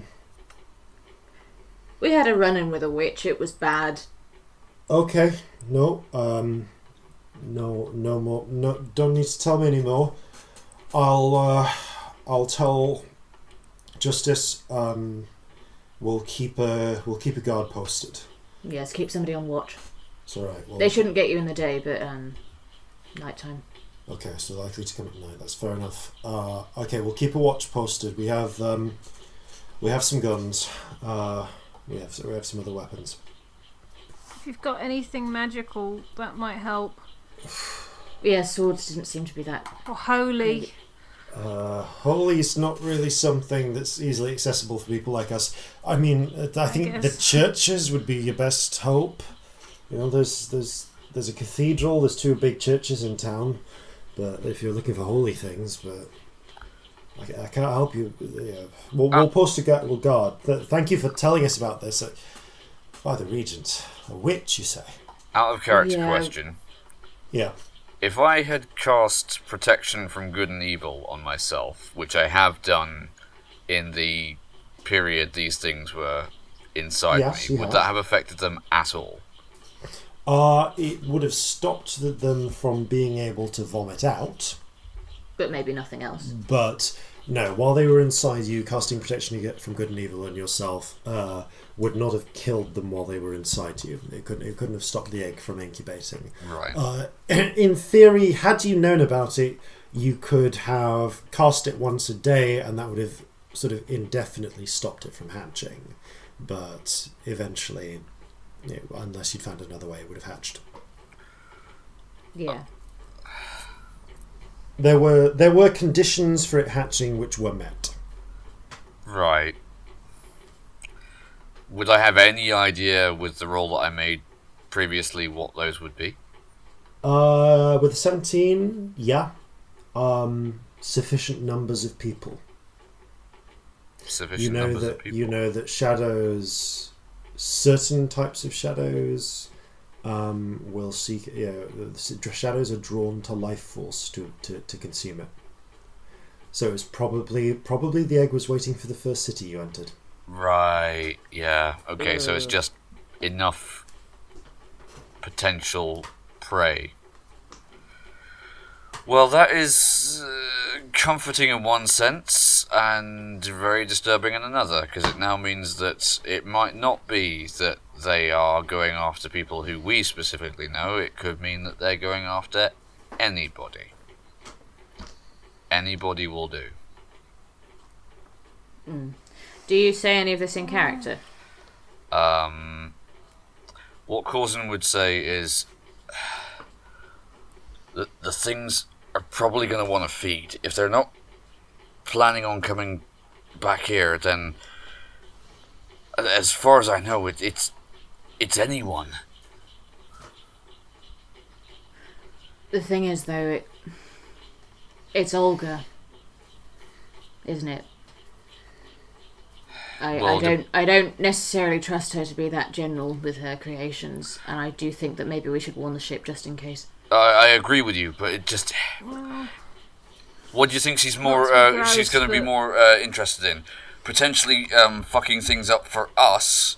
In that, we end up being in the hope that we are seen as being responsible for everything that these shadows then subsequently do, or using the shadows specifically to fuck with people we care about.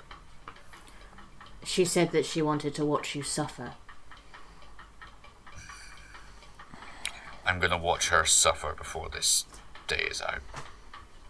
Without being super gross, how do these things reproduce? Is there danger of more of them? I'm going to ask you to make a new Arcana check to know that. Okay. Just Corzin, I assume? Anyone, I think, at this point. Cool. Just for a different element of this, I'm going to say. I don't think Scamp would know. 15? 5. Yeah, that's enough for Corzin to know. Yep. You're pretty sure they reproduce by doing the aforementioned reaching into someone's heart and pulling out their shadow. What? So she could effectively, potentially just kill the whole city. They'll just keep multiplying. In which case it wouldn't make sense to send them after people who could be a threat. Okay, where would they go? Let's think about this logically. They want to feed, right? So they'd go to places that have lots of people, wouldn't they? Population Pubs, centres. that kind of thing. Places with Hospitals, hospitals, vulnerable people. churches, that kind of stuff. They go, probably not churches because they don't like holy things, you said, but they go to places that have lots of food, wouldn't they? Yeah, or like Scamp says, anywhere where people are perhaps vulnerable already. Weaker. I'm gonna ask. Oh my god, his name's escaped me. Mordecai, thank you. My brain was just going M, and I was getting no further. I just had a mental block. I'm gonna ask Mordecai. Mordecai, is there anything like a hospital in this city? There are, or big population centres. I mean, the whole city is a big population centre. There's the markets. Some of them operate into the night. There's 1, 2, 3, 4, 5. There's 7, 8. There's 7 major markets: Saints, Castle Square, Glazers, Steel, Judgment, Grenville. The small one up by Victor's Grove. Then there's the dock workers. They work all hours.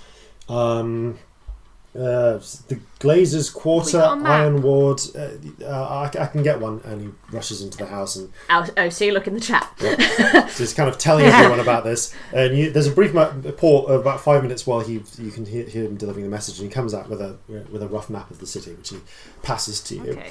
So where were we when that happened? We're close by the alchemists. So if you look at the map in the thing, you were going. If you see where the word Iron Ward is, go directly south until you are past the wall. So the wall is the grey thing. The wall is the grey thing. So you were in one of the streets right next to the wall. Okay. In which direction did they go? Every direction. One went along. Let's pick one. So the way you guys went, you got one of the two when they were heading towards, say, Spinner's End. But there were ones that seemed to go towards the Warrens. There were ones that seemed to go deeper into New Glazer's Ward. And you said 2, and then another 2, one. 2, and 1. So yeah. All right. So 3 went off in other directions entirely. One continued. What is there in the Warrens that's a big centre of people? Is there a market? Is there a... well, within the Warrens themselves, I'm going to be doing a thought check for. I mean, there's the beyond the McDougal Brewery. No, the Warrens is all residential. There's just it's just housing and small workshops and the like. What about Spinner's End? Spinner's End. I mean, that's a lot of that's residential, but that's where. But there's a market between where we were and there. Yes, there's Judgment Square. So Judgment Square. There's shops. There's the Church of St. Lou is on Judgment Square. Spinner's End is the textile. It's a sort of textiles district. It goes all the way up to Weaver's Ward. There's a lot of fat, and there's a lot of mills and so on, and places where the weavers and the clothiers work. What about New Glazer's Ward? What is there in the way of? Is there a market? New Glazer's Ward, the big market would be anything? Judgment Square. Okay, so Judgment Square. If we go to that, we'd hit basically 2 of the directions. I mean, that's the biggest population centre that we could hit in. Unless they were going somewhere else. From New Glazer's Ward, I guess you could go into the suburbs outside the city, but people are a bit more spread out there. And if you're talking about big, close centres, maybe not. It's more likely to be kept within the walls because everyone's packed in. It's the best thing we've got so sardines. far. So the market square. Okay. All right. So I would like, as the three of you searching. You're functionally giving one person advantage, but you are searching for a single shadow with no other evidence except suspicions. So, Celestia, if you're leading this, I would like you to do this as a straight roll. There's a disadvantage. Who's got better perception than me, in all seriousness? This is an investigation check. Investigation. So that'll be me. Yeah. Yeah, investigation. We'll discuss You do this. I have. can't believe we're I'm the best at a that. little bit dumb. Yeah. This dice is not treated. Maybe we're going to go with the other dice because that one's been mean to me today. So we're going to go with this one. Oh shit! Fuck bollocks. That would be a 9. You spend the next 2 hours searching around, checking every place, every building that you can find around around Judgment Square Market, around the New Glazers Ward and the area, looking across the bridge. If the shadow that went this way has left tracks, they are not visible to you now. Nothing has shown up yet. If it's going to leave tracks, it might be, you might not be able to find anything. You don't feel like you can find anything else tonight. I guess we wait till it starts killing people. Corzin fumes in frustration and says to Mordecai, "Do you know anyone around here who can do a scrying spell?" Have we gone back yes, to Mordecai after yeah, this? if you've returned to Mordecai after this, because Mordecai you can now see has a pair of pistols. Yeah. So let's say we looked in the market and then we went back to Mordecai, because that makes sense. Yeah. So, and you can see that Chase is there as well, and she's got what appears to be a blunderbuss, and they're both kind of on guard and looking up as you enter, but nodding when you arrive. I mean, there are not any private ones that I know, like not any normal private ones. Divining's it's not one of the most popular. It's not the most popular discipline. But in terms of retired ones from the military or ones that aren't available, the only one I can think of, I think your best bet would be to try the university, and they're not open all hours like Jimothy is. You'd need to go in the morning. They'll all be asleep there. We could go Except the tomorrow. students. I suppose that'll have to do. I can't think of anything else we can do, and we can't find a shadow in the dark. Like, we've tried. It'll lie low in the morning, but eventually they're going to start attacking people, and then we'll find them. I can't think of any other ways to do this. Unless there is some other way of more accurately tracking undead. Not that I know. Me neither. Oh, I should have cast Hunter's Mark on it.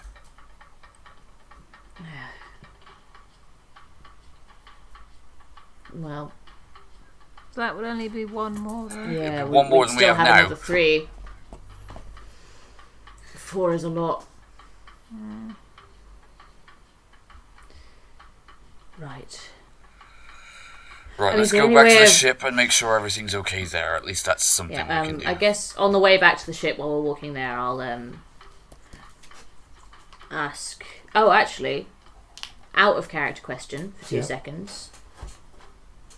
Is the Sculptor's Garden on the way to the ship to any capacity? I mean, if you're going direct, Keep calling it it's a bit of a Sculptor's Garden, detour. it's called Statue Garden. Because it's a bit of a detour because the ship is dry docked near Cypress Key, and the easiest way would be to cut across the centre of the city, go through Duke Wards, over the bridges there and into Cyprus. It's actually a fair bit out of your way. To Never mind. I won't Statue bother then. Just if it was on the way, I would have popped in, but maybe I'll go after we've been to the ship. Yeah. Yeah. Because I think I do want to go tonight. We need to, because they need time to find it. We've got to get them looking as soon as possible. Yeah. Right. Okay. Also, I'm going to say this in character. Also, it might be worth genuinely letting the Statue Garden know, because they've got, people who can fight and stuff. If they're with the sculptor, it might be worth it being general knowledge that these things are around. Yeah, it makes sense. But I Spread might the word. suggest that we say that we discovered these shadows down there. We Oh, yes, I wanna don't think we should risk tell them that causing you... a panic. Yes, definitely. We should just say that they sort of happened. But yeah, quick trip back to the ship first. Yeah. Check everyone's okay. Right, you are. Ugh. You okay? No, but I will be. Right. Do you want some sweets? I don't think I can booze. face it Okay. right now, to be honest, Scamp. Okay. Whiskey, opium. No, I need my wits about me. We've got to sort this out. Okay. You make your way across town, working through making your way out of Olympia's Nest, through the Iron Wall, past the walls, through the Iron Ward, on the bridge over Victor's Canal, through the small squares, across the bridge, across the Duke's Canal, into the centre of town. Even this late at night, there are still some lights around in Castle Square Market in front of the domed castle of Stoneglaive. And as you still have to slightly muscle your way past a couple of people to get across the bridge, past all the way. Corzin is going to be looking in every corner, every recess. Oh yeah, same. Anything. Make another investigation check with advantage. And I guess I'll do it cancelling again. out. Yeah. You're all searching. Yeah. Oh, that's not 20, not natural. Okay. As you're making your way past Castle Square Market, you're about to cross the bridge.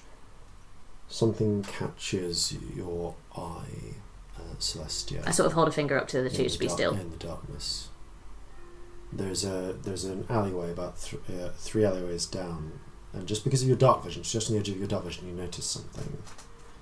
And moving closer, you can see it looks like a tramp, or someone who's living rough, and particularly because this taking shelter in one of the sort of nicer, more central areas.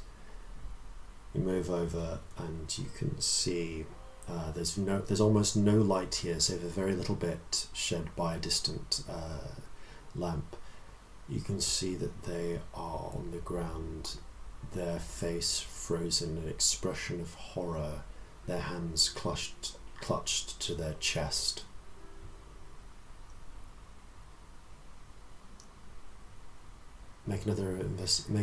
Anyone can make a perception check.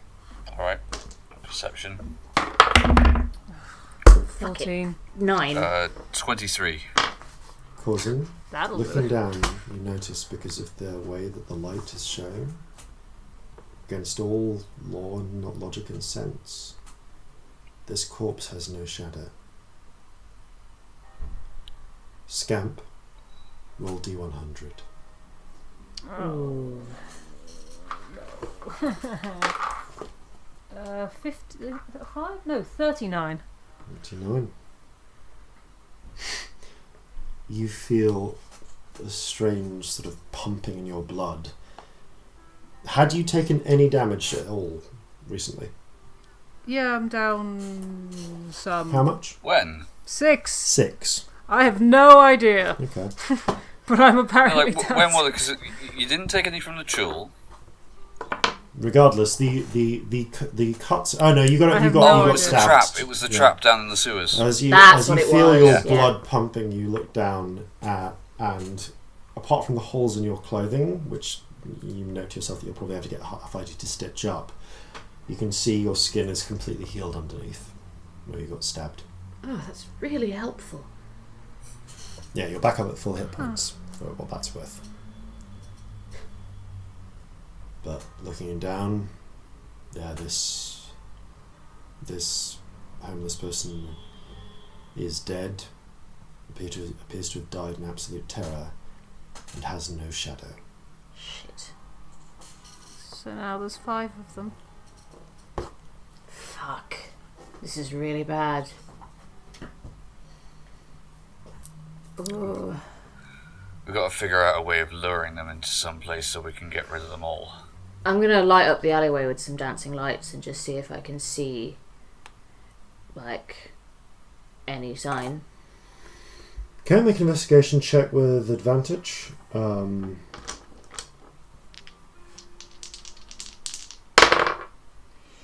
Oh, natural 20. Okay. Nice. It's the most disturbing thing. If you deliberately put a light source right next to it, there is like a very faint shadow that the corpse casts, but it's not as strong as it should be. Like it's in anything less than very direct light, it just I'm doesn't. just gonna have them move like around every corner of the alleyway and just see if I can see any sign of these shadows.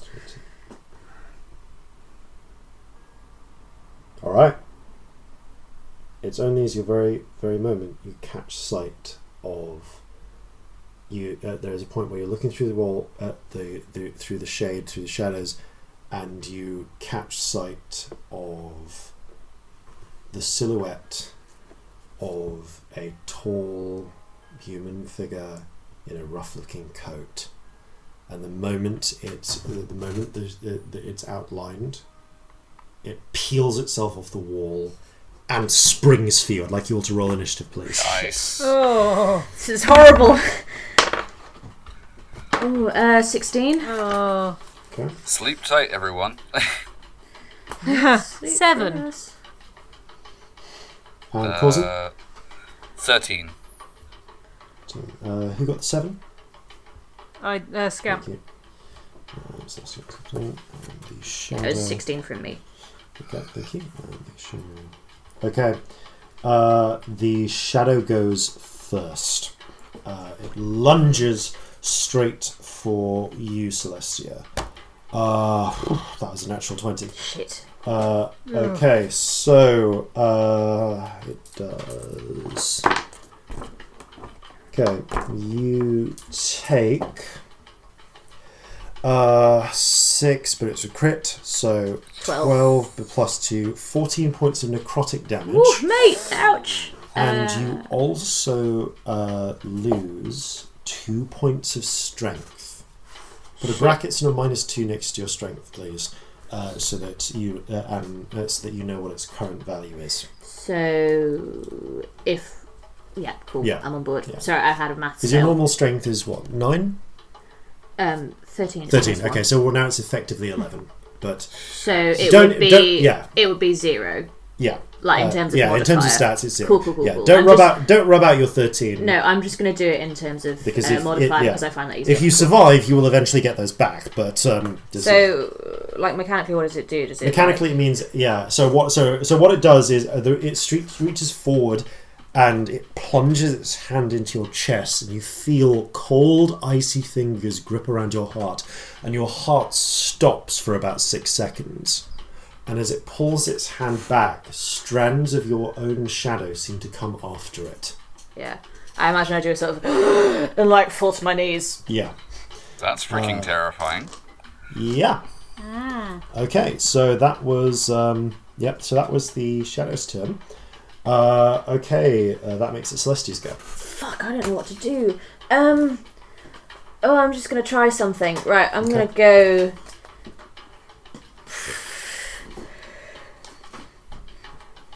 Dissonant Whispers. Okay. I'm gonna say, step the fuck back from me, and I'm gonna try and cast Dissonant Whispers on it at first level. Okay. It's Wisdom save, right? Yes.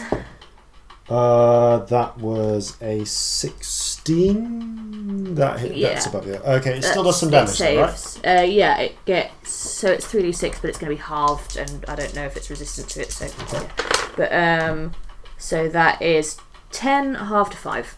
Okay. It seems to the shadow seems to clutch its head and shake and shudder. It shrugs off whatever effect it is, but the good news is it seems to be about as effective as if you'd used it on a normal human who'd resist Okay, shrugging that's off. good to know. But no, it does not turn and flee. Okay. Do you have anything else you wish to do? Ooh, hang on, let me see how many inspirations I've got. But it's not run off or anything. It's not run off. Okay, I'm going to leave it actually. Yeah, no, I'm alright. It's right in front of you. It's still. You can see it's getting ready to plunge another hand into your chest. Corzin. Okay, Corzin is going to dash forwards and attempt to cut this thing out of the air. He did for a brief moment consider using the blunderbuss, but that's just going to attract unwanted Oh attention. my god, so much attention. Yeah, no, that's precisely the last thing we want right now. Yeah. Okay. Make your attacks. Please note which one is with death, please. Okay, having seen what happened before, he's going to do death first. Yep. That is a 13 to hit. That does hit. Roll damage. Okay, that's 8 damage. Nice. You leave as you strike it death through. The shadow splits in two, and though it reforms, it's now very fuzzy and indistinct. Okay, I'm going to try and finish it off with the last one. Okay.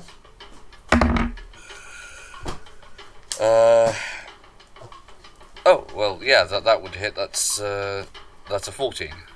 Okay, that hits. Roll damage. Okay. Nice. That's 10.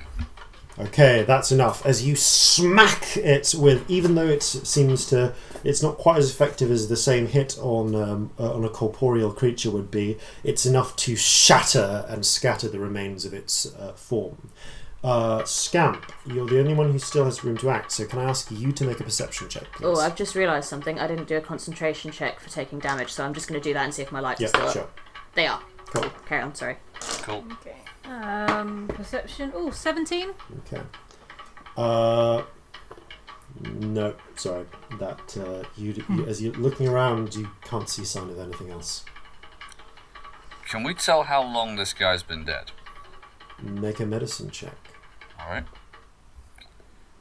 If I use my healer's kit, would that give me advantage? Okay, yeah, you're using some surgical tools to kind of cut open the body a bit and look at the decayed state of the muscles. Oh, this is going to look so bad if the guards... Well, no, the first thing I'm going to do is just, put my hand on him to see if he's still warm. I'm going to have you make your medicine check with advantage, though, please, right, okay. Before you do that. I'll give you an answer to that. That's... oh, bollocks, that's 11. Okay.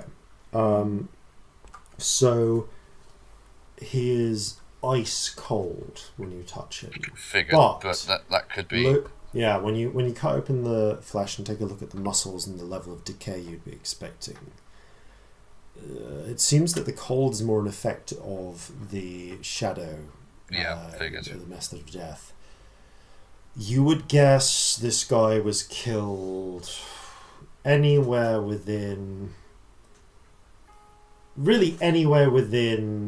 30 minutes to 2 hours ago. Right, okay. Well, that makes sense. And the fact that the shadow that was obviously his was still around makes me think it can't... okay, right. What Corzin will say, having discovered this, right, the fact that shadow of his was still here means that it can't have been long since he snuffed it. No, probably not. I mean, the other one might still be around here, so she's sort of lurching to her feet. She's looking really bad. I feel really bad. I cast Cure Wounds. Thank you. How much is that? That is, I think it's a D8 Plus your wisdom. My wisdom, so that's 2. Wisdom. Alright, I'll roll that. Okay, you regain 6 hit points. Thank you. So that is... The strength drain does not come back. Yeah. Oh, thank you. I feel less injured, but still a bit sort of weak. Like it's... I hate to say this because it sounds really disturbing, but it's sort of like it's taken something. Hopefully it's only temporary. Strange. Yeah, it's just I don't know, don't expect me to lift anything heavy right now. Noted. Right, let's get back to the ship, but keep your eyes peeled. We don't want to be jumped like that again. Yes. Okay. I'm going to wink out my dancing lights. I'd say actually keep them up. We might need them.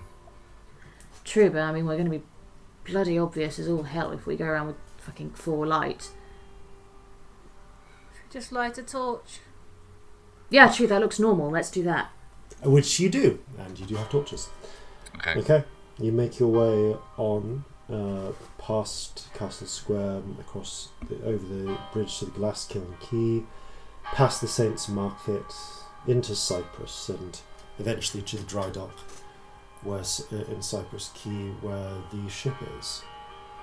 The crew have, for the most part, all gone off. They've taken their shore leave. They've found various inns to stay in, to spend their money in fairly wildly in expectation of the reward to come. But there is still a skeleton crew there for two reasons. One, to guard the ship against just vandalism more than someone trying to make off with it. Or just robbers. And making sure that no one robs it. No one, the crews that are doing the repair work don't skimp on the repair work. But also because they have rented out a small house nearby where Captain Brandy is staying, and where Lady Greta von Schmidt and her entourage are being quietly kept prisoner under a constant guard. It is also very close to the dry docks, so you are able to go to either of those. Or both, really. The one with the captain, I guess. How do you guys feel? Yeah, that sounds like the most sensible thing to do. Because he can let everyone know and all that. With as you knock on the door opens, and there's a kind of slightly merry-looking Uncle Vig. Like, oh, hello. I was just having some drinks with brandy. Brandy with brandy, in fact. What brings you? We have some shit that's happening, and we think you should probably know. I'm sorry to ruin your good night. Ah, shit. All right, come in. He pulls the door open. You know what? Yeah, come. Does the captain need to hear about this? Yes. All right. He leaves you in the hallway for a moment. You see him open a door, and you hear there's a bit of laughter, and it's the recognisable sound of Captain Brandy. But there's also a high Osirian voice, and that is. And you see, that is when I told them, you can't treat a lady like me in that way. It's hardly... Oh, your man is here, Merlin. Ah, yes, Vig, what is it? Bit of trouble. I'm afraid I'm going to have to take you away from entertaining our guest. Right. Hold there. Don't go anywhere. Well, I'll be right back. Captain Brandy comes out. Right. I thought the three of you would be getting pissed. What's the problem? We'd really like to be getting pissed. Corzin, do you want to take this one? Sir, we've run into a bit of trouble with some... Now, when I say shadows, I mean corporeal or non-corporeal undead. They've already killed somebody, a homeless man by the looks of it. But it seems like it was something that's been following us around since we left Pader's March. Right. It was from a pretty sadistic person, and we're kind of worried. This might not be the case, but we're quite worried that they might be targeting people that we know. That witch in Pader's March. Right. If they've been, if it's us they've been following, then it only makes sense that they'll either come after the ship or somewhere else, one of us. But the person they've killed was unconnected, so it might be they're just after people who are easy targets. Either way, we just thought we should probably warn you. We're trying to track them down, but it's, as you've probably noticed, night time right now. There's 1,000,001 places they can hide. Yeah. Well, shadows is hard for folk to swallow. I believe you. Don't get me wrong, but still, I'll tell them there's some robberies going on, and that'll be enough to keep them in a group. should reduce the odds of them being picked off.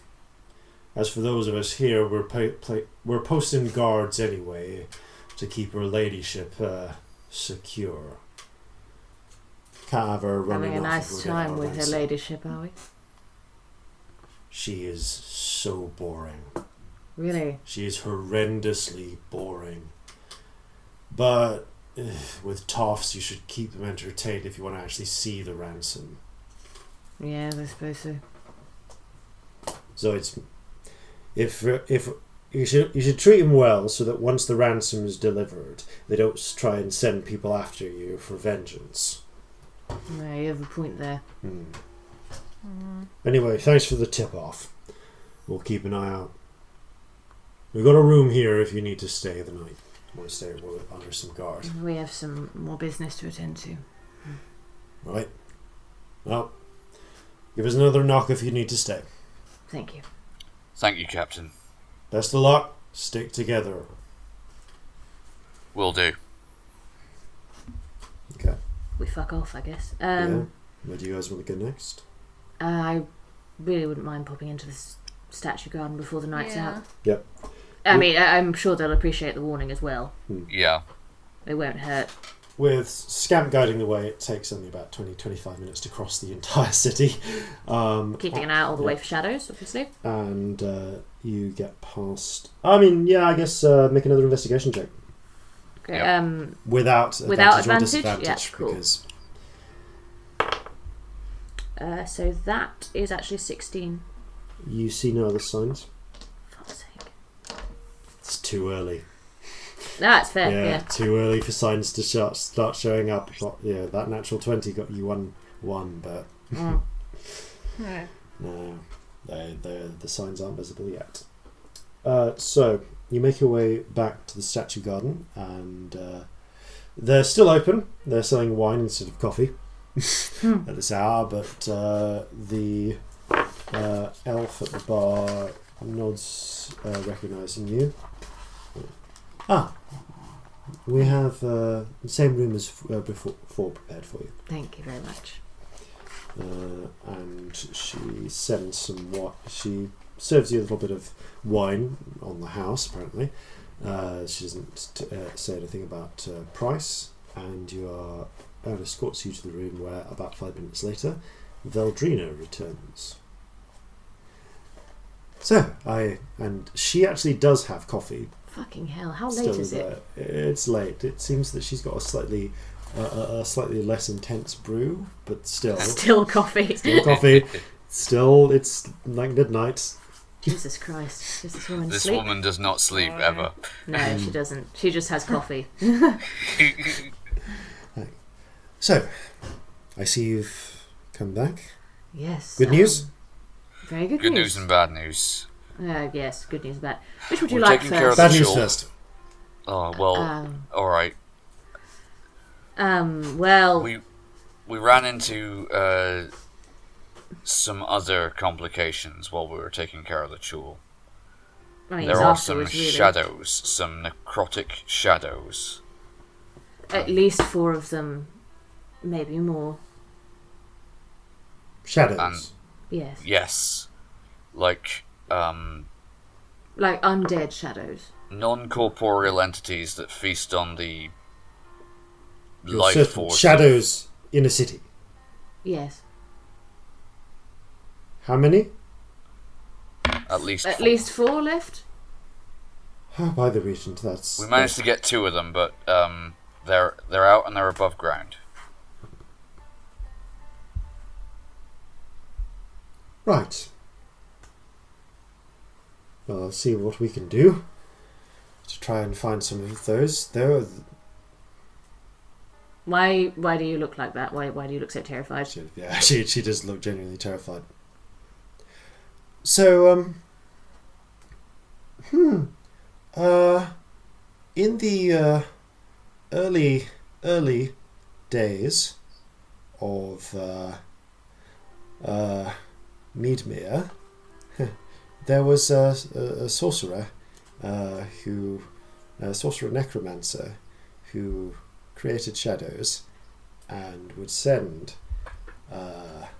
4 or 5 of them into an enemy town or city as functionally a bomb.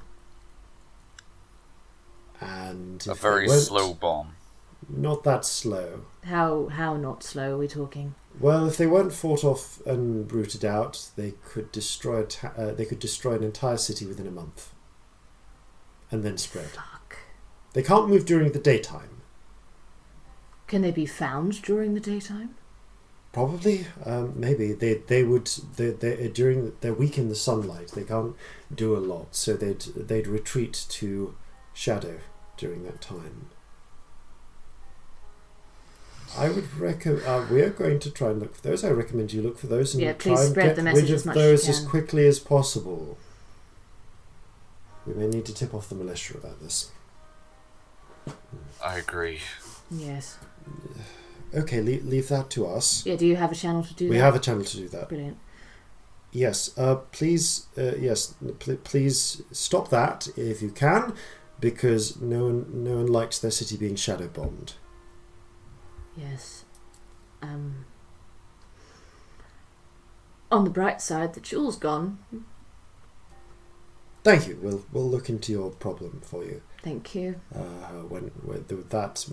That might be a secondary priority right now, because of that. But we will get on that. That will happen. That would be good. We can sort out the. There hasn't been a shadow. There hasn't been a recorded shadow bomb in 200 years. No one knows how to make them anymore. What do you mean no one knows how to make them anymore? They were made by a sorcerer. The powers of sorcerers go with them when they die. The modern necromancy, from what I understand of it, can't replicate that. They can't make shadows the way they can. That sorcerer could, but he found a way to take shadows and compress them into a physical form, and then if they were put somewhere and sent to the cities, they would then hatch and then start to multiply. But nowadays, Corzin puts his head in his hands. Those Were all destroyed. So I thought. If one survived, even if he's gone, would it still have? Oh its yes. If the thing he created survived, it would still be able to do that. I thought all of those were destroyed. There's a make an insight check. I'm going to say. Ooh. Ooh, 4. Can anyone else do it? Yeah, anyone else can. Yeah. Okay. You don't get to play no more. Fuck off, mate. Insight. 8. Oh no, that's a 9. Oh, amazing. Oh. Yeah, she's kind of unreadable about that, but for whatever reason, she seems to take the idea of a shadow bomb very seriously and seems to know a fair bit about it. You seem to know a lot about this. Do you know where to track them? No. All I know is how to survive one, which is get out of the city, go to the country, or move somewhere else entirely.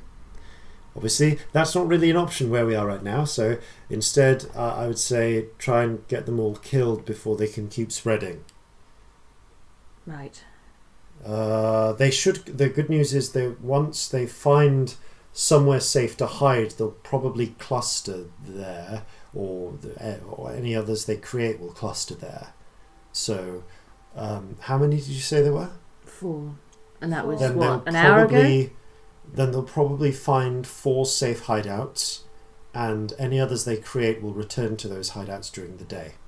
Okay. So Good to know. So pick them off during the 4 day. nests.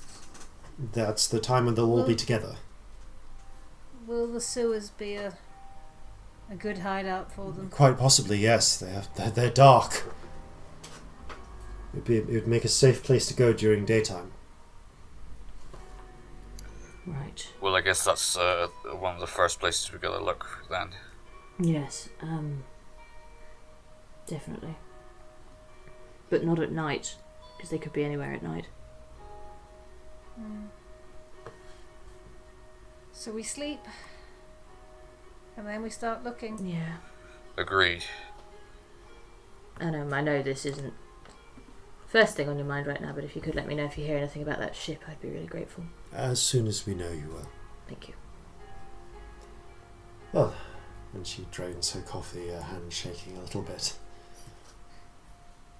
Cup rattles on the saucer. And, yeah, let us know if you hear anything else shadow-related. We will. She taps the cup down.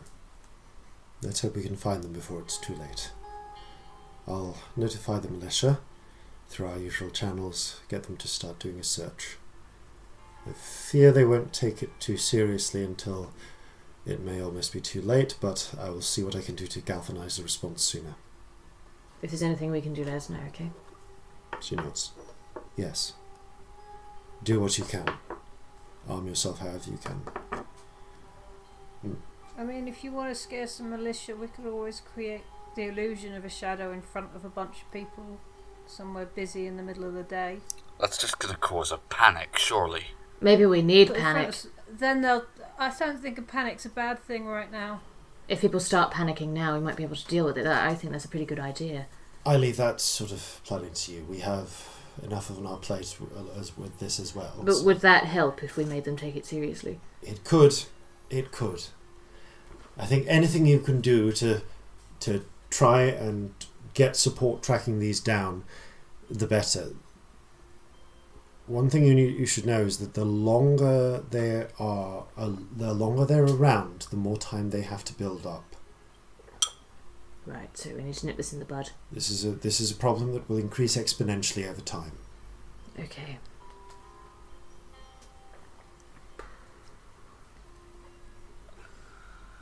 Right, well, let's draw up a list of places to hit tomorrow in search of these things.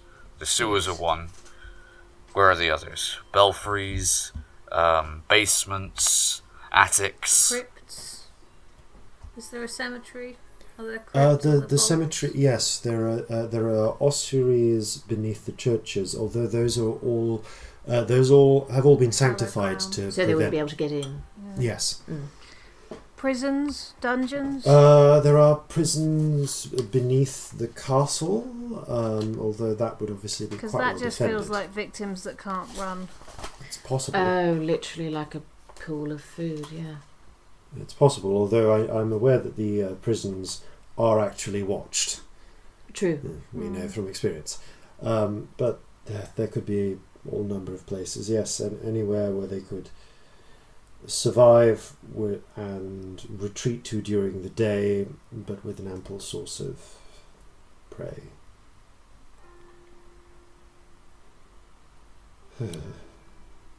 Right. Good night. I need to drink something a little stronger now. Sleep well. I don't sleep. She drains the coffee cup and leaves. Is this individual an elf? This individual Yeah. is an elf. Right, okay. So that's not unhealthy. Yeah. I mean, they necessarily. should still trance. Like, you still need, like, 8 Yeah. hours of trance, you know, which is functionally sleep, but it's not quite, but, like, you still need that, you know. Yeah. Celestia kind of gets up from her chair and sways a little bit. Oh, God, I don't know what this thing's done to me, but it's not good. Right, where should we... Sleep. Where do you want to Just stay? get a room. Do you want to stay with the Gramanis, or do you want to stay on the ship, or... I feel like bad things happen wherever we are. Let's not take that to the Gramanis. Okay. Fair enough. There Ship are it is, actually rooms available above the statue garden. Let's just stay here. They are pricey. So Let's just sleep in an alley. No, come on. Let's not sleep in an alley when there are shadows fucking everywhere. At least we'd find them then. Yes, but also I feel weird, and We need to be as well rested and I need to sleep. I mean, look. Celestia holds out her hands, and they're like shaking a little bit. Look at my fucking hands; they're literally shaking. I really need to not sleep in an alleyway. We'll get a single room here. I feel like maybe we should take watches. That's a good idea. okay. For a single room, and they do actually do a breakfast, which they bring up to the room. It will cost you it's a single room with a double bed, so it allows one person to be up doing watch, 2 people sleeping on the bed. It'll cost you 2 gold pieces. I'll pay for it. Because this place is classy. And so expensive. Okay. As you settle, the 3 of you settle in, can I ask for your order of watches, please? Corzin first. Yeah, I'm going to sleep. I feel weird. I'll go second. I'll go third. Okay. During your... Perception. Okay. And yes, perception checks. So Corzin first.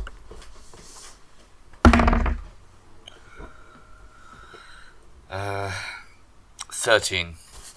Okay. No shadows seem to creep up and attack you during your watch. Scamp, before you're shaken awake, you have dreams about cannons exploding and strange, tall, purple-skinned tieflings and skin and fire. But Corzin shakes you awake. You take your watch. Make a perception check. 10. Nothing that you see comes for you in the night. You shake Celestia awake. Celestia, your sleep has been mercifully dreamless, but when you awake, the strength and warmth has returned to your muscles. Do I have my You normal have your strength strength back? Okay, cool. And can I ask you for your last check, please? 11. Okay. Nothing else comes until the morning and the rays of dawn creep over the city. Corzin, in your sleep, you find yourself back beneath the back in the hold of the Charlie's Regret, struggling against a rope around your throat. Stringer Smith holding onto it, but this time, as the light from the oil lanterns flickers, and you just hear that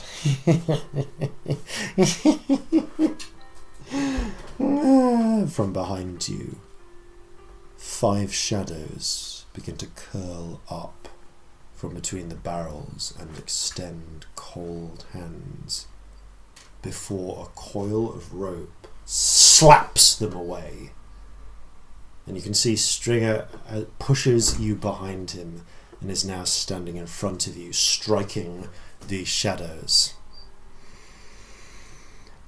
It's nice that you've all got a place to play, but stay away. This one's my prey. And he strikes the shadows again and seems to drive them away before turning back to you, tightening the rope. And then you awake to the cold light of dawn. And that... 11 fucking episodes, we're still being haunted by this guy. And that is where I'm going to call it for tonight. Fucking hell, no sleep for us. Thank you all very much for playing. Thank you all very much for listening. And farewell from all of us here at Flintlocks and Fireballs. Fair seas and natural 20s. There's danger meeting your own race, and comfort in a secret place. But don't forget the deals you made, the details spring back in the shade. So gather your muskets, gather your spears, we'll plunder the shores of Calcinea. No kraken, storm or spell we fear, so come and sail with us, my dear.